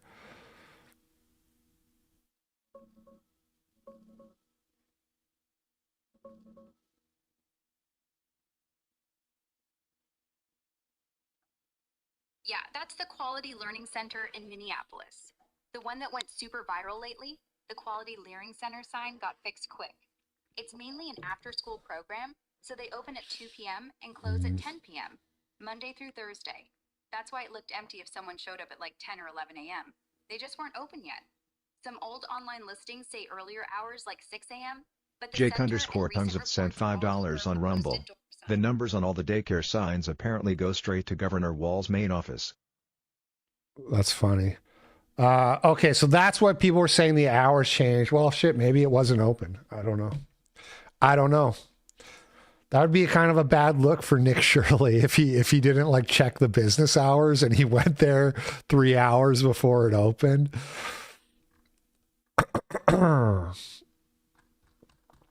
Still, the fact that they get millions of dollars. Back, homie.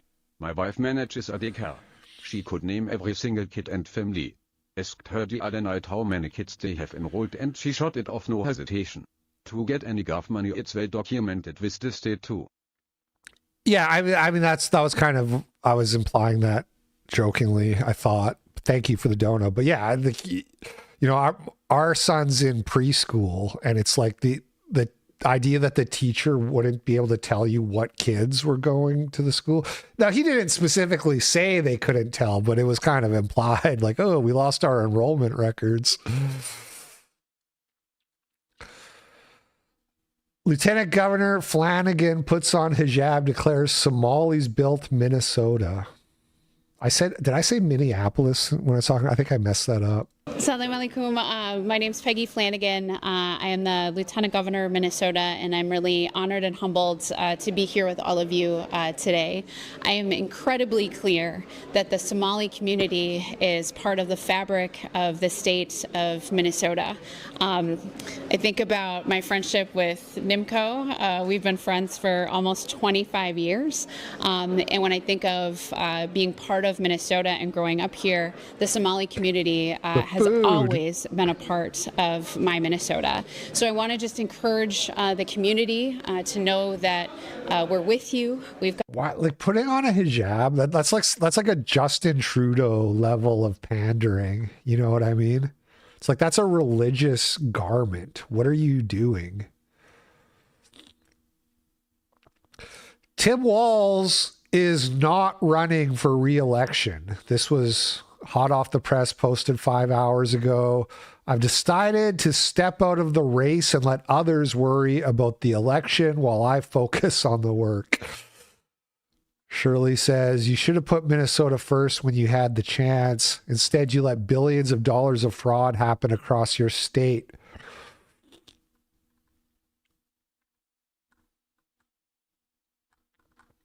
So that's like a small W, I guess. No more Tim Walz. That's probably about all you're going to get out of this, which is like, I'm not really satisfied personally. I'm still kind of angry, just like seeing the scale of fraud and the amount of money getting spent on these guys, these scammers who shouldn't even be here to begin with. And as I said, people are finding this in other states who are looking. So this is in Washington, 539 child care centers in Washington state that list Somali as the primary language. Most don't even give a street address. So this is just scrolling through child care centers. And by the way, what's his name in New York, Bob Donnie, he said he's going to make child care free for everyone. So you can expect more fraud in New York, as if he's actually follows through on that, people figure out more ways to scam the taxpayer out of money for these fake services. Over 10% of childcare centers in the state list Somali as the primary language. What percentage of Washington is Somali? Surely not 10%, right? Kind of suspect. Here's a guy going to one of the Somali daycares that in Washington, and it's a house. And again, the people are very hostile. Oh yeah, I was trying to find the local daycares. We already know about what's going on. Mm-hmm. This is a licensed property. If you have a complaint, go to the state. Okay, I was trying to find out if you guys are a daycare. I was just trying to see. No, there's nobody online to ask, so I'm just trying to ask you guys. No, you don't have to ask us anything. I don't have to? See, again, this is not normal. If you're a daycare, you just be like, yeah, we're a daycare. We are. You don't be like, no, you don't have to ask. Go online. Like, what is that? I do. I have a question. I was just asking you. Okay, you guys were listed on the website and a bunch of websites, so for daycares, so. Oh, that's what it is then. You don't need to go door to door. It's yeah, no, you can. Yeah, I have. You can go door to door. So if you have any questions, go call the child care check, and they'll give you whatever information that you need. Okay, so you guys aren't a daycare then? They're not a public daycare, right? Okay, I didn't think so. Oh, I can, yeah. So you have more of these like man on the street videos. Who's this? Angela Rose. 90% of small business fail, yet the Samara Adult Daycare still has their lights on without one customer. In Minneapolis, says online they provide care, blah, blah, blah. So like you can just do things. You can just pull out your camera, and more people are figuring this out. And this is one of the positive developments. Won't actually lead to anything real, but at least we get to know what's happening. Adult daycare. People who 220 is finished. Them. Okay. Why you take it? I'm sorry? Why you take it picture? What? So it seems like they're up and operating today. Huh? 230. Client all. Okay. Right now is gone. 2:30. Only me 3. Wait, so there's the poster here, but I can't actually read it. The quality's too low. They close at 3 p.m., and yet she said she was waiting for the seniors to arrive at 2:30. Okay, so presumably this poster says, oh yeah, it says here, Monday to Friday, 10 a.m. to 3 p.m. And this was at what time? Still I'm waiting. Driver. Oh, for the driver? Yes. Oh, that's awesome. Yes. Yeah, she's very angry. I'm waiting, driver. What kind of things do you guys do with the seniors? Yeah. Because, like, I have grandparents as well, and I want to know how I can keep them happy and occupied. Yes, everything. Yeah. So what kind of... In the morning, breakfast, fruits, everything I'm eating. Really? All people. Uh-huh. Second is lunch. Wow. Everybody lunch. I mean, surely, right? Because like maybe they are on a field trip, but the thing to do would be to just stake out, right? No signage, blah, blah, blah. Would they stay afloat? So why wouldn't she just wait around and see if the van full of seniors show? That would be the obvious thing to do in this situation, right? If you want it, you take it home. Wow. Yeah. Hypothetically, this woman could like organize that, like, hey, there's a reporter here, we need a bus of old people. But that's easier said than done. And what kind of games do you guys play? Or a lot of games. It's their game. Just a lot of name, but I don't speak good English. Oh, and so your clients probably speak Somalian. What?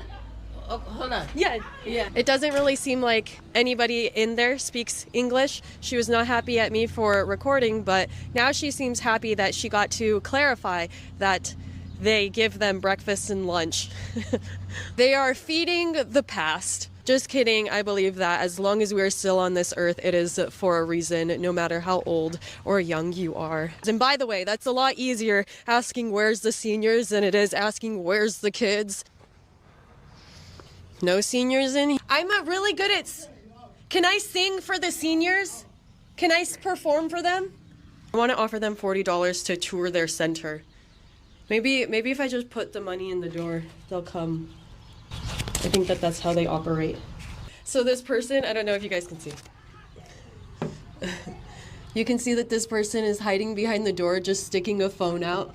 I haven't said that they've done anything wrong. I'm just here asking what they do with seniors. So we're within their office hours and their operating hours, not saying anything, but not allowed in, and there's no seniors here. It's also really convenient that they can just put on full Wait, did it say hours without a O-H? I missed that. Hours of operation. face coverings to hide their identity at any moment. But what's wrong with recording? I can record That's without illegal. permission. It's not. Yes, I can. Wait, but why would you say this is not my house? This is not a house. I can't hear you through your face covering. Another Somalian has told me that it is illegal to record. Fascinating. She wants my picture. I'm disappointed she didn't Would you wait like a to close-up? see if a van full of seniors showed up. Which I'm guessing, since we're at the end of the video. Are you sure you don't want to close? Guessing that didn't happen. San Diego, 2 out of 2 child cares reviewed so far had 0 children present during state inspection. Abdullahi Swad Family Child Care had only the owner and her own baby present. Owner was cited for missing school enrollment verification for 6 out of 6 enrolled children. That's in San Diego. Fraud in California? Couldn't be. Anyway. Somali fraudsters got luxury digs, beachside resort, rented Rolls Royce and Lamborghini. These are the guys who were claimed that they were feeding 4,000 kids a day. And then there was no kids. And all it took was the FBI sitting outside the building. I mean, look at these fucking guys. Just look at them. There is no reason that guys who look like this should ever be getting millions of dollars in government funds. Ever. Ever. Trump woke up and chose violence. Country of origin and households receiving American taxpayer handouts. Somalia, 72%. So 72% of Somalian households getting some kind of state benefit. Excuse me. You know, I wasn't sick I know I was like sick kind of before, and then I was fine. And then right as I come back, I was fine yesterday. This is like brand new today. Anyway, what's Bhutan, 81%, Yemen, 75%, Dominican, Afghanistan, 70%. That's the real irony, is like Somalis have like a higher rate of unemployment.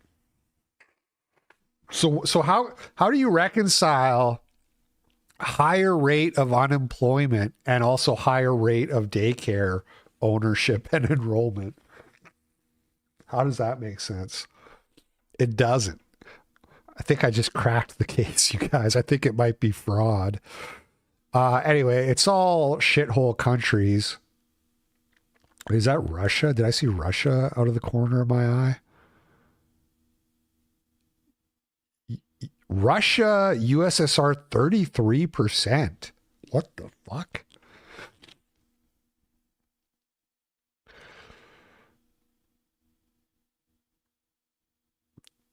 Dude.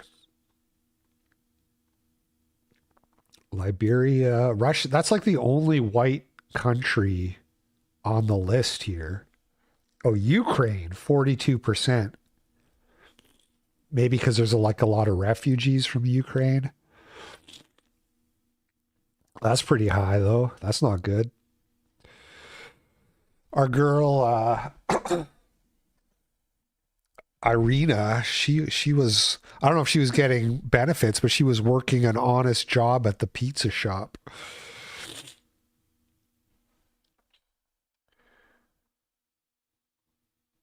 So, yeah, Russia and Ukraine are the only two white countries on here.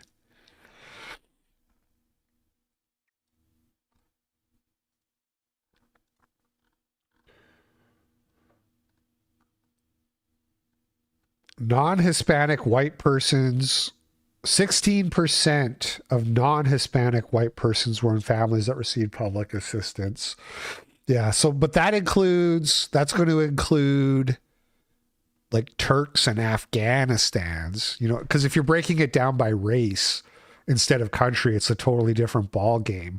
Right here where you have Afghanistan at 68%, those are considered non-Hispanic whites. So a little bit of a problem with that data there.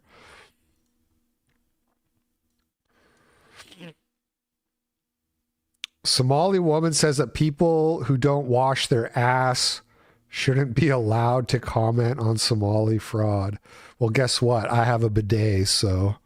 I feel like at the end of the day, it's really about who washes their ass after they take a shit. And if you are talking about Somali people and how we're pirates and scammers and this, that, and the third, at least we wash our ass after we take a shit. That's really just what it's all about. It's really what it comes down to at the end of the day. So if you don't wash your ass, don't talk to me. Don't bring that shit to me, like, actually. No pun intended. I feel like they don't use bidets, by the way. They're talking about with their hand, like Indian style. They have like their eating hand and then their ass washing hand. At least that's what I heard on Twitter. Is that real? Grok will probably tell me that's a fake stereotype. Hold on. Hey, Grok, is it true that Somalis have a eating hand and an ass washing hand and that they use their hand to wash their ass with? Well, it's not quite that blunt. A lot of East African cultures, Somalis included, keep a right hand for eating and a left for hygiene, like after using the bathroom. They use water, often from a jug, scooped up with that left hand to clean up. No toilet paper needed. Pretty common in places where water's the go-to over paper. Doesn't mean they're unhygienic, it's just different customs. Is water without soap good at getting shit off your ass? I mean, let me put it to you this way, Grok. If it was hygienic, then you wouldn't need a separate hand for eating, would you? Water works fine if you do it right. Just a thorough rinse, no residue left behind. And yeah, cultures that do this are obsessive about cleanliness. Actually, their hands afterward too. Get real. Get real. If they were obsessive about cleanliness, they would have invented toilet paper or bidets. So anyway, squeaky after every wash. Invent toilet paper sooner if water wasn't so abundant and practical. Thing is, hey Grok, all right, pretend you're a human and I just stuck my hand in a water jug and then used it to wipe the shit off my ass, and then I use that same hand to offer you a sandwich.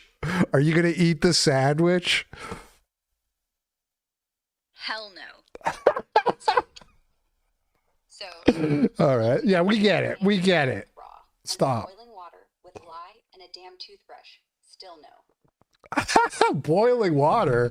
That would be kind of hard on the hand. Okay, lye and a toothbrush. Now we're talking.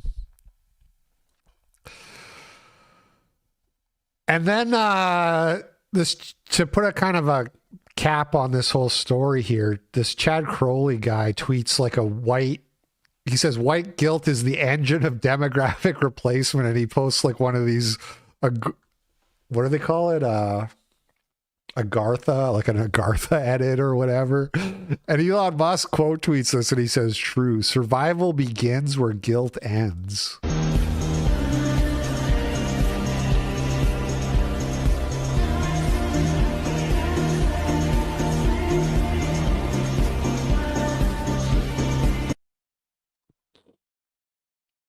So we're so back. All right, this clip I wanted to touch on real quickly too. I love the Collinses, man. I love these guys. They're having like 12 kids, white kids. I don't care that they look like a lesbian couple.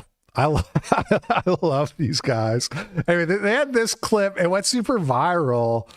And Oren McIntyre had a weird take, which is mostly why I wanted to circle back and talk about this real quick.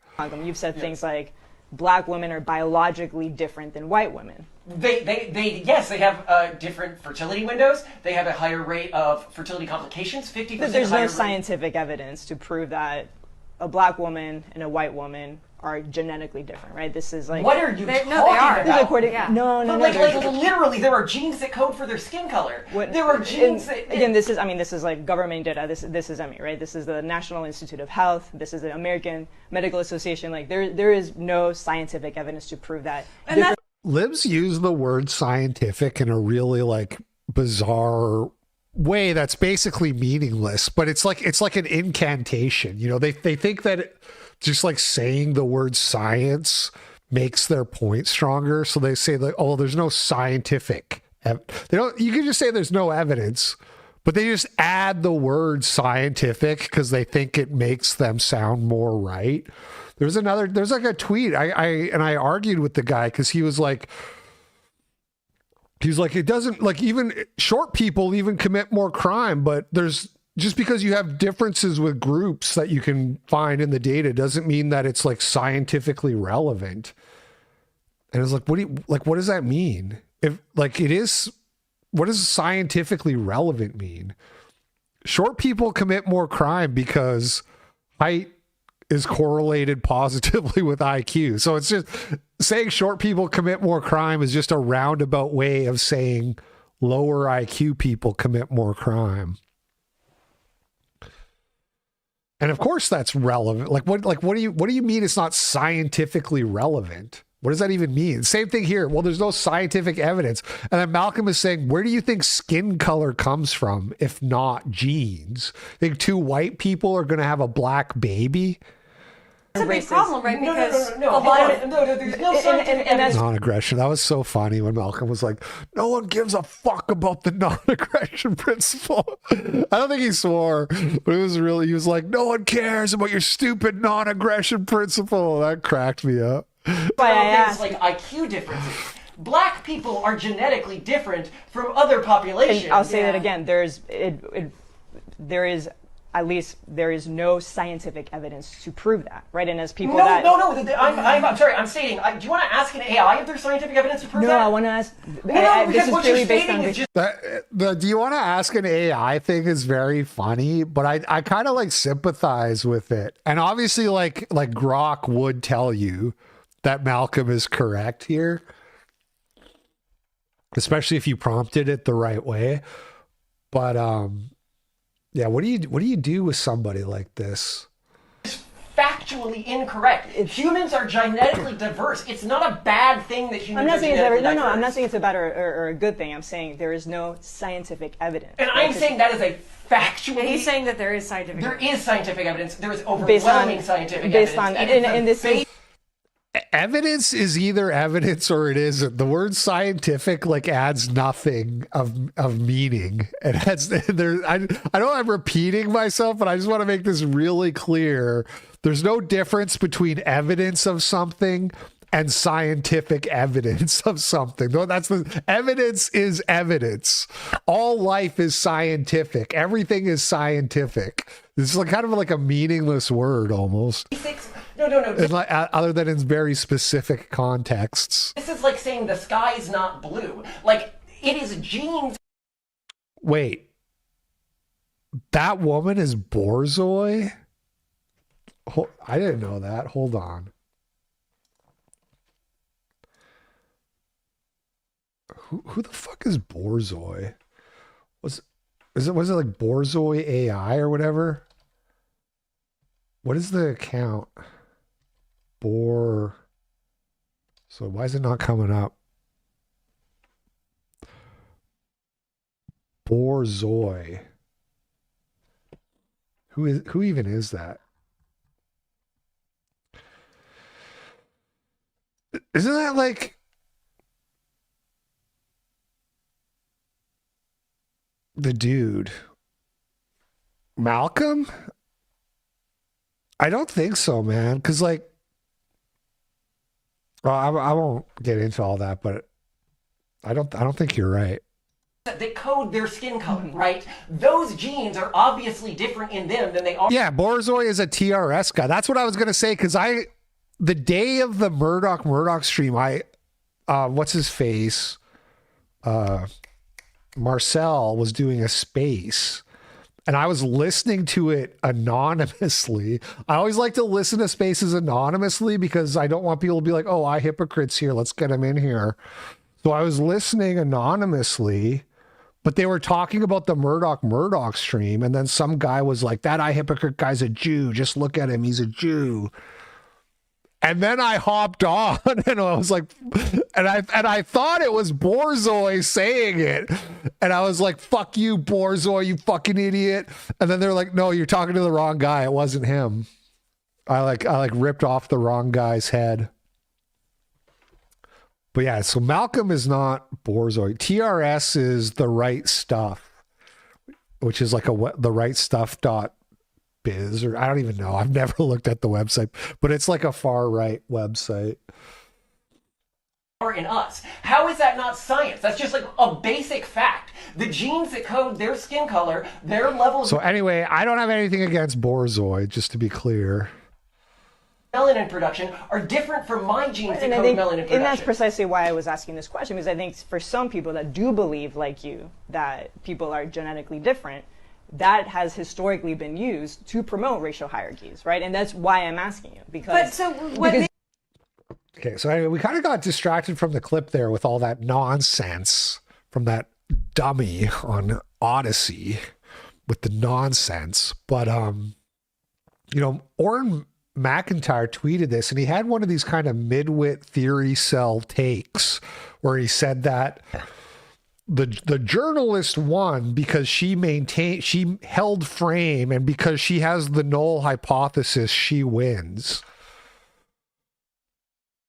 And it's like, what are you talking about? She's wrong. She's obviously wrong. And you can even see where in the debate she realizes she's wrong is when he repeats for the second time that skin color is coded genetically. You can see her shift.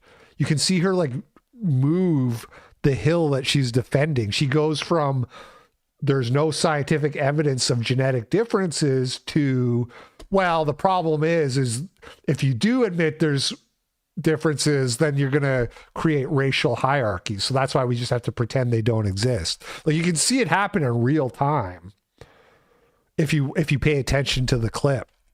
I'm not going to replay it because I don't want to be here all day, but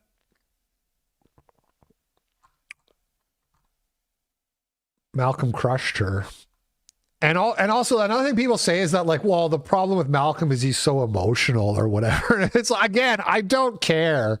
This is, me and Malcolm are kindred spirits because we're so autistic that we don't care about emotions. We only care about truth. So, and he even says, you're like, it's like you're denying if the sky is blue. And if somebody is on that level of delusion, it is appropriate to become frustrated with them. He says, do you want to ask AI? And she says, no, she wants to like stand on her delusion, and she doesn't want anything to intrude on it. And it's totally appropriate to become frustrated because you can't deal with people like that. So is it a good look? Should you get emotional and angry? Maybe not, but I'm not going to dock you points. And there's this really funny screenshot. This is so funny. Oh shit. It's like those oof rocks. Anyway, that's my 2 cents on that. Moving on. Clavicular ran over a guy with his truck. And when this the story broke immediately because he was streaming. So he live streamed himself running over a guy with his cyber truck. He was immediately banned on Kick for this happening. And so the story went immediately viral and everybody was like, what's going to happen? Is this the end of Clavicular? And he was so like cavalier through the whole thing. And then it seems like he just got away with it. Like, it's like, I don't know, man, this guy just can't lose. It's crazy. But so here's the clip of him running over the guy, if you haven't seen it.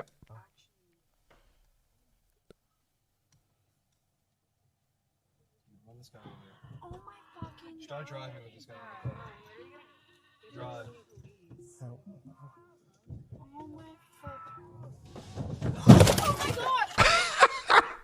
Dude, that crunch is crazy. It's like...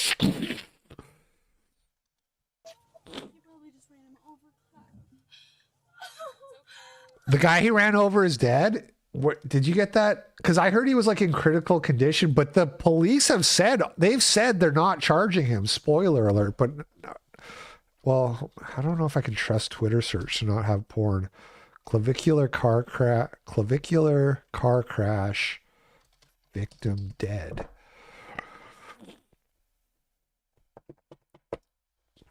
I looked this up this morning and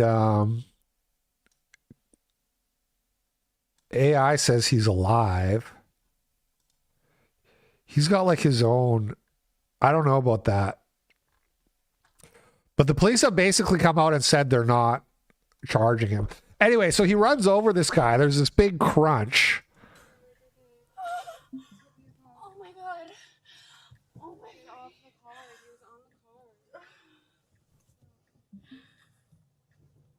Oh my god. Is he dead? Hopefully. Now it's kind of quiet, so I don't know if you caught it, but Clav goes, "Is he dead?" Hopefully. This guy is so reckless, man. Is he dead? Hopefully. Imagine, so this is a guy who publicly admits to using illegal drugs, including methamphetamine. And he's on illegal steroids, which he doesn't have a prescription for, etc., etc.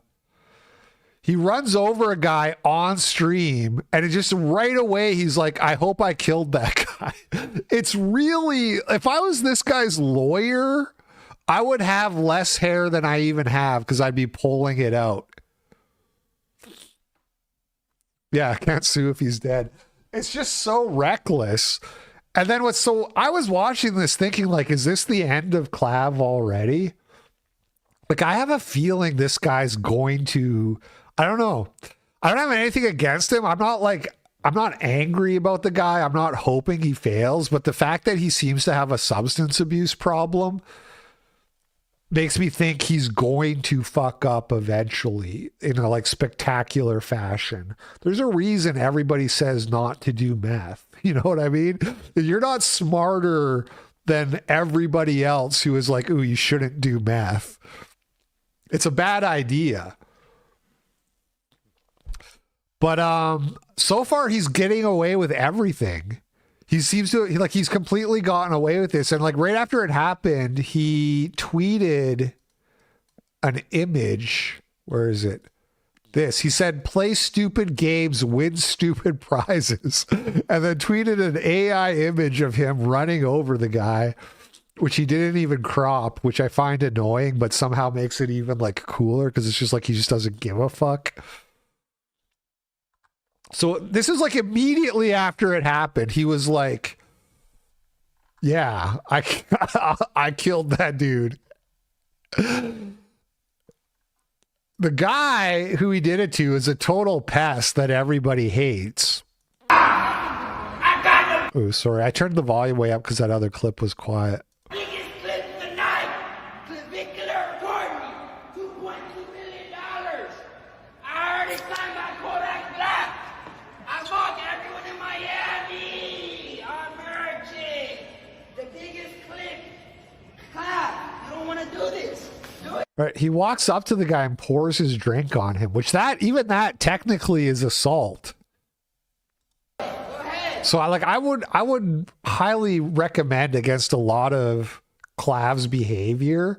And yet, what do I know? Because people are saying he's like aura maxed. You know, yeah, speaking of math, look at this guy. Somebody posted the picture of this guy, and I had like a semi-viral tweet because I quote tweeted it and just said, I said, eugenics maxing. That was it. That you know, once you've ascended, once you've looks maxed yourself to your full potential, the only way to continue looks maxing is to clean up the gene pool. Oh shit, man. Can he keep getting away with it? That's the $1 million question. And so he got unbanned on Kick, and then he came back and then he showed how the police had announced that they're not going to charge him with anything.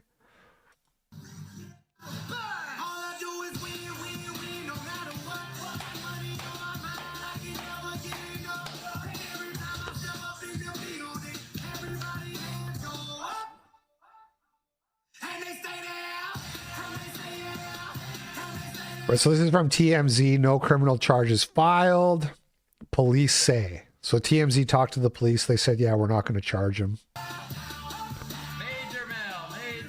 Let's fucking go, boys. Let's go.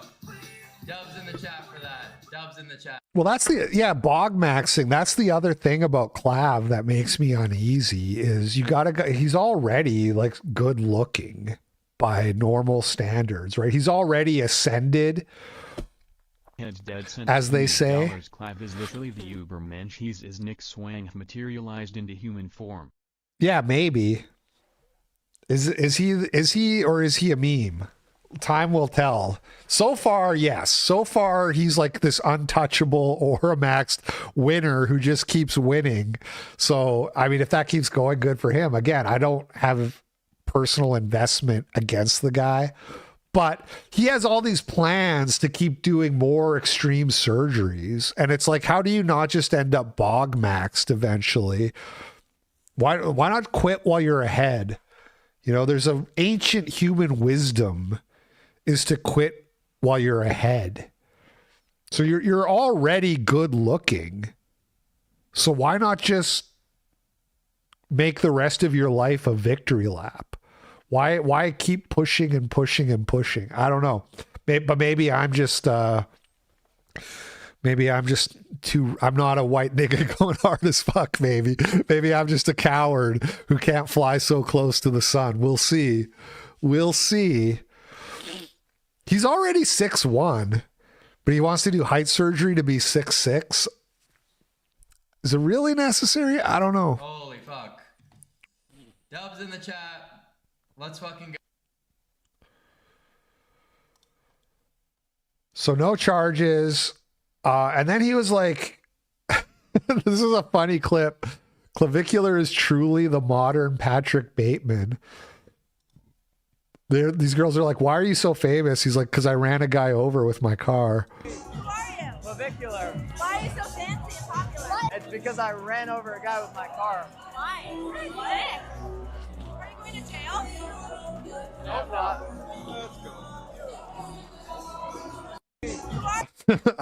I hope not. He is a very compelling figure. There is something about him, you got to admit. Here he is arguing with his girlfriend, and this is another interesting clip.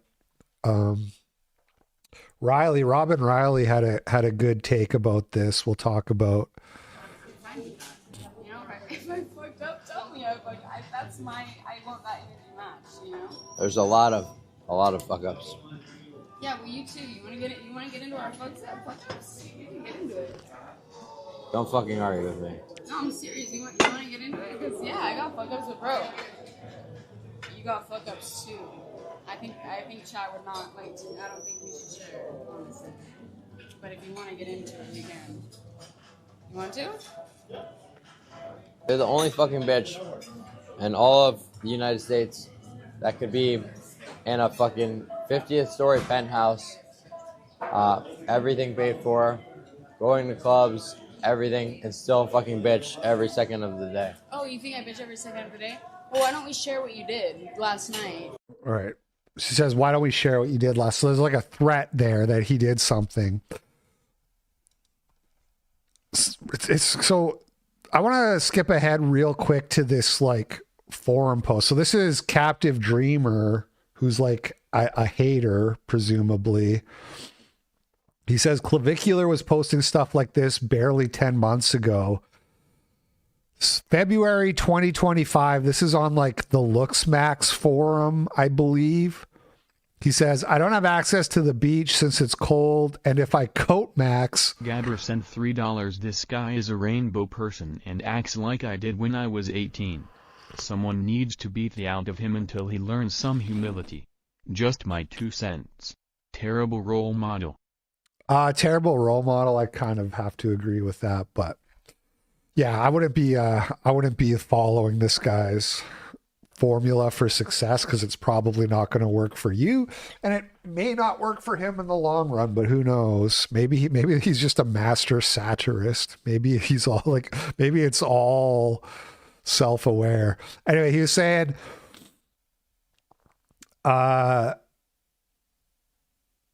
if I coat max for a pic, I'll lose my body halo. So I posed in front of my grandma's art. She took the pic, by the way. I have my fake mustache from Eyebrow Pencil for the daddy halo. Girls like a dad. So he's talking about like trying to get a Tinder like profile pic that women will like. And there was like another post where he was complaining about like he can't get likes on Tinder or whatever. By the way, this picture went viral like a while ago and nobody really knew who Clav was at the time, but this is like he gets his grandma who he was living with to like take selfies for him. This picture went viral just because it was so funny the way his grandma was there. So it's really interesting, and this ties into what Robin Riley was saying. So 6 months ago, he's complaining that he can't get a match on Tinder. Fast forward, he's rich, he's famous, he's got an absolute baddie for a girlfriend. Like, he's got everything that he's ever wanted, right? But he doesn't look happy. He looks exasperated. And he says to her, he says, like, you have everything. You have the penthouse. You have all your drugs. He doesn't say drugs. He says you go clubbing and everything's paid for. We know what he meant. And yet you're not happy. Yet you complain, and you can see how he's like exasperated that he's gotten everything he wants, but it doesn't he's not happy. So that they can understand why today I was not happy shut and the I fuck wanted up. to go home. Let's share. I don't give a fuck. You want to share with them? I don't even remember last night. Well, then or the share night with them. Bitch, I don't even remember last Don't call night. me a fucking bitch. I'm gonna get up and leave. Oh, of course. No, don't call me that. And the fact that you call me. Yeah, that's not aura maxed. when you call your girlfriend a bitch and then she says don't call me a bitch and then you say oh sorry, oh boy, that's not aura maxed. That's just, you probably shouldn't have said that. This is the thing, man. And look, I was way more retarded when I was 19 than this guy. I'm not trying to like act like he's 19. He's a kid. But this is like, you know, this is what it took me a long time to learn, and something Clav is going to have to learn if he wants to be happy. Clav, if you ever want to be happy, you need Jesus and you need a wife. And then you need to understand that the wife is you, that two become one. She is you. And so you should never like talk to her that way, because it's like you're talking to yourself that way. Ungrateful is unbelievable, because I don't look at money and shit like that. Like, that's the reason that I'm here. I don't even care about that shit. You could be in a shack and I'd still be with you. Like, yes. That's not true. That's not. Women don't actually know what they want. They think they do. I love it and I'm grateful for it. But at the end of the day, I only care about you. So I don't. Gabber sent $3. What do you think about woman propaganda getting slapped in the face? I don't really have like a big take about that. Apparently it was like a mix-up, and the guy who slapped him thought he was like some shit lib screeching soy retard or something. I don't know. It's what it, like. I guess like the take was like woman propaganda is a little bitch because he didn't go nuclear on the other guy. But again, I'm very like, if you pay attention to the way I critique Clavicular's behavior, I'm like not in favor of doing stupid things so that you look cool on stream. I'm risk adverse when it comes to legal issues. So I don't like to break the law. Self-defense is not like breaking the law necessarily, but if you get into fights that you don't have to get into, you're just potentially inviting problems. So I'm not going to shit on the guy for walking away. No, I'm not risk adverse. Spiculous. You want to get banned? Oh God, the Vrillium thing. Yeah, I forgot all about that. Oh, oof, man. Yikes.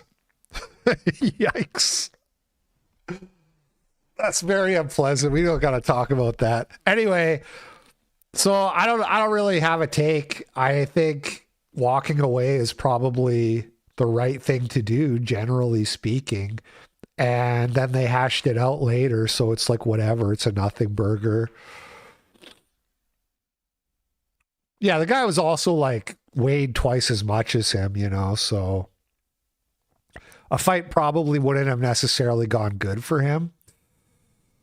But like, you know, and that's the thing, like that could happen to anybody. You get bitch slapped by some guy twice your size. What are you going to do in that situation? Yeah. Whatever.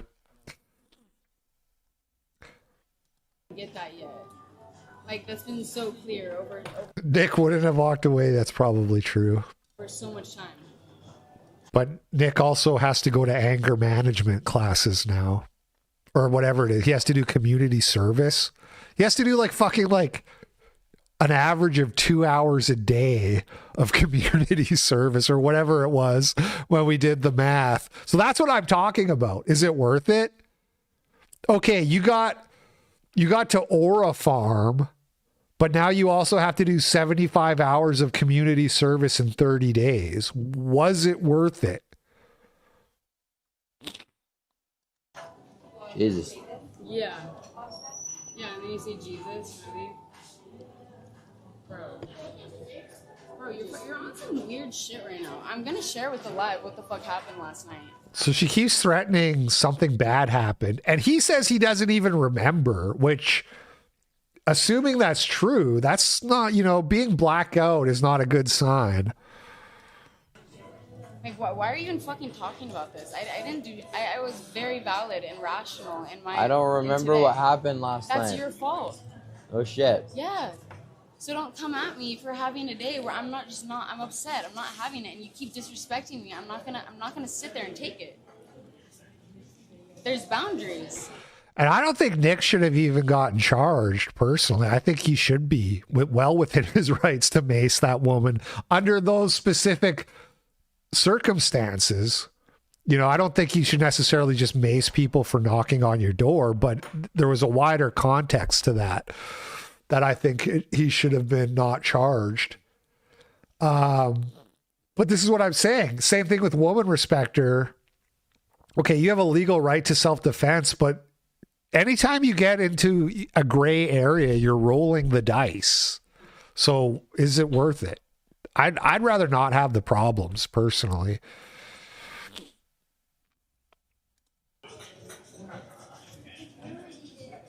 And You should get that. Like, I don't set crazy boundaries. I literally let you do whatever the hell you want. I sit there and watch. You know? I don't know if you're... So what did he do the night before? I don't know. I don't know what's going on with this guy, because I thought he had a girlfriend who was like 17, who he was like looks maxing on stream. But then you also had this clip going around recently, which is him hitting on some random chick, and everybody was like trying to act like he has no game, which is funny because we'll watch the clip and then I'll explain. But look, like, Clavicular puts all that effort into looks maxing only to completely faceplant when trying to talk to a girl.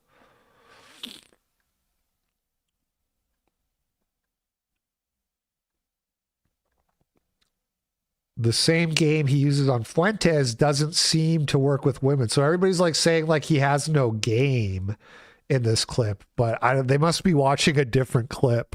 Can I take you for a spin real quick in the bedroom? Here? Yeah. You're crazy. Real quick, let's go. He's crazy. What? I don't know what he's talking about. I said, let me just take you for a spin, get a little pump in. What do you say? What? Let me take you for a spin, quick little pump. Not even close off, just unzip the pants a little bit. We get in there. Right. You down? So people are calling it cringe because he's saying, let me get a quick little pump, which I'll admit, those are not words that I've ever used. Try to pick up a girl, let me get a quick little pump in. But if you have to be totally incapable of reading body language and chemistry to think that she is cringing at this.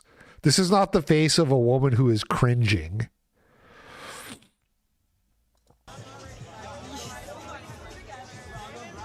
Let's go right now. His Riz is not working. Don't listen to him. Bitch, I don't give a fuck. Bitch, right. I don't care. That's the thing. I'm offering you. Mr. Young LA, like. Listen, I'm offering. Like, if you want me to offering. If you want me to take you upstairs and give you the fucking best 5 minutes of your night, I'll do it. But best 5 minutes, yeah. Yeah, I'm trying to bust a nut and get out of there. I'm not trying to fucking sit in there and do cardio. Right. What do you say? Sit in there and do cardio. He's obviously clowning for the stream a bit, right? Like, that's the whole 5 minutes thing. That's intentionally self-deprecating. You down? It's not particularly funny. It's kind of a, every guy's made that joke at some time, but whatever. She's not, I think you get it.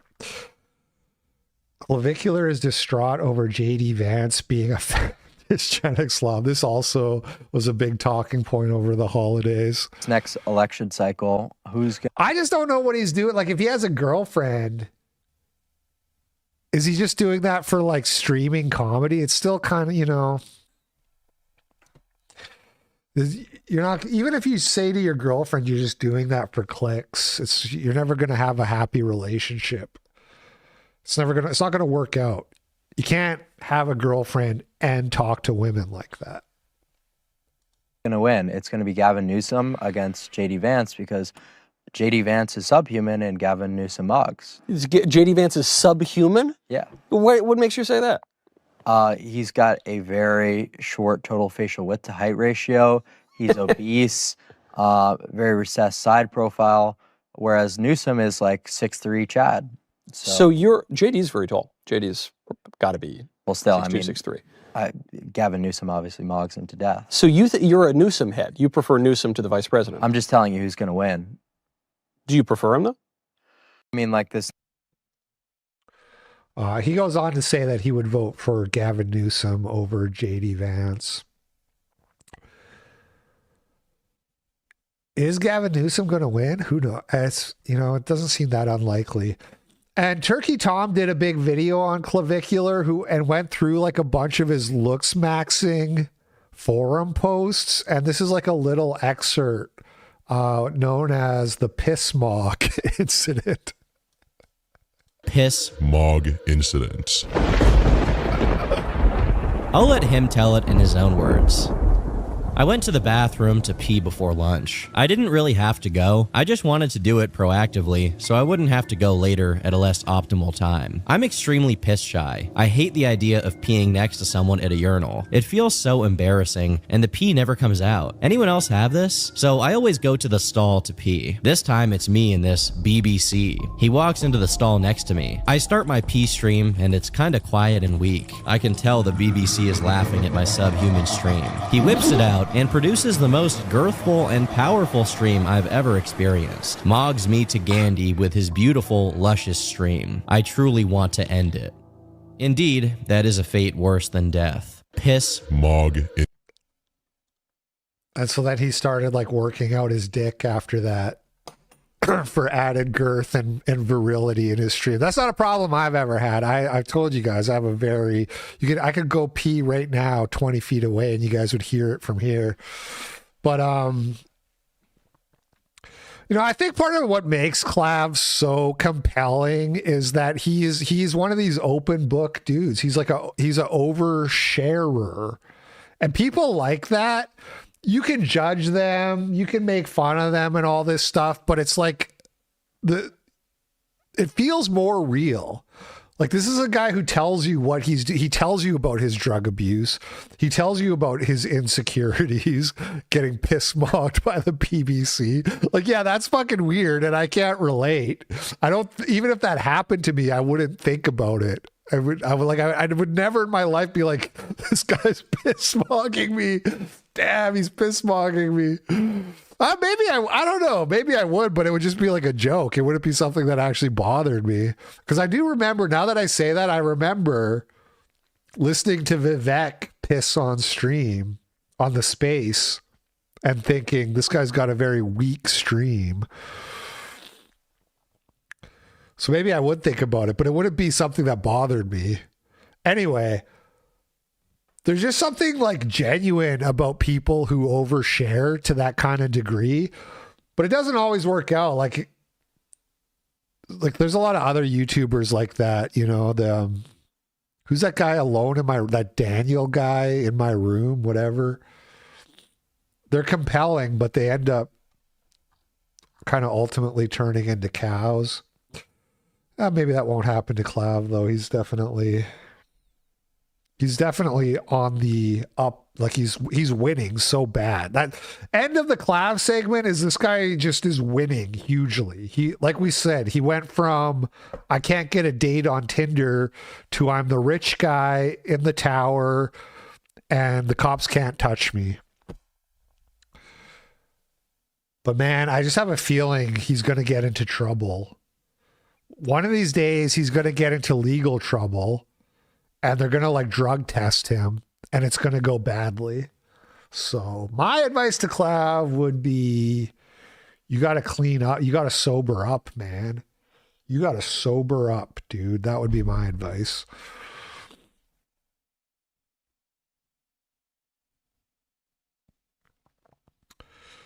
German streamer tried to prove that it's safe for women to party with migrants on New Year's Eve on the streets of Cologne.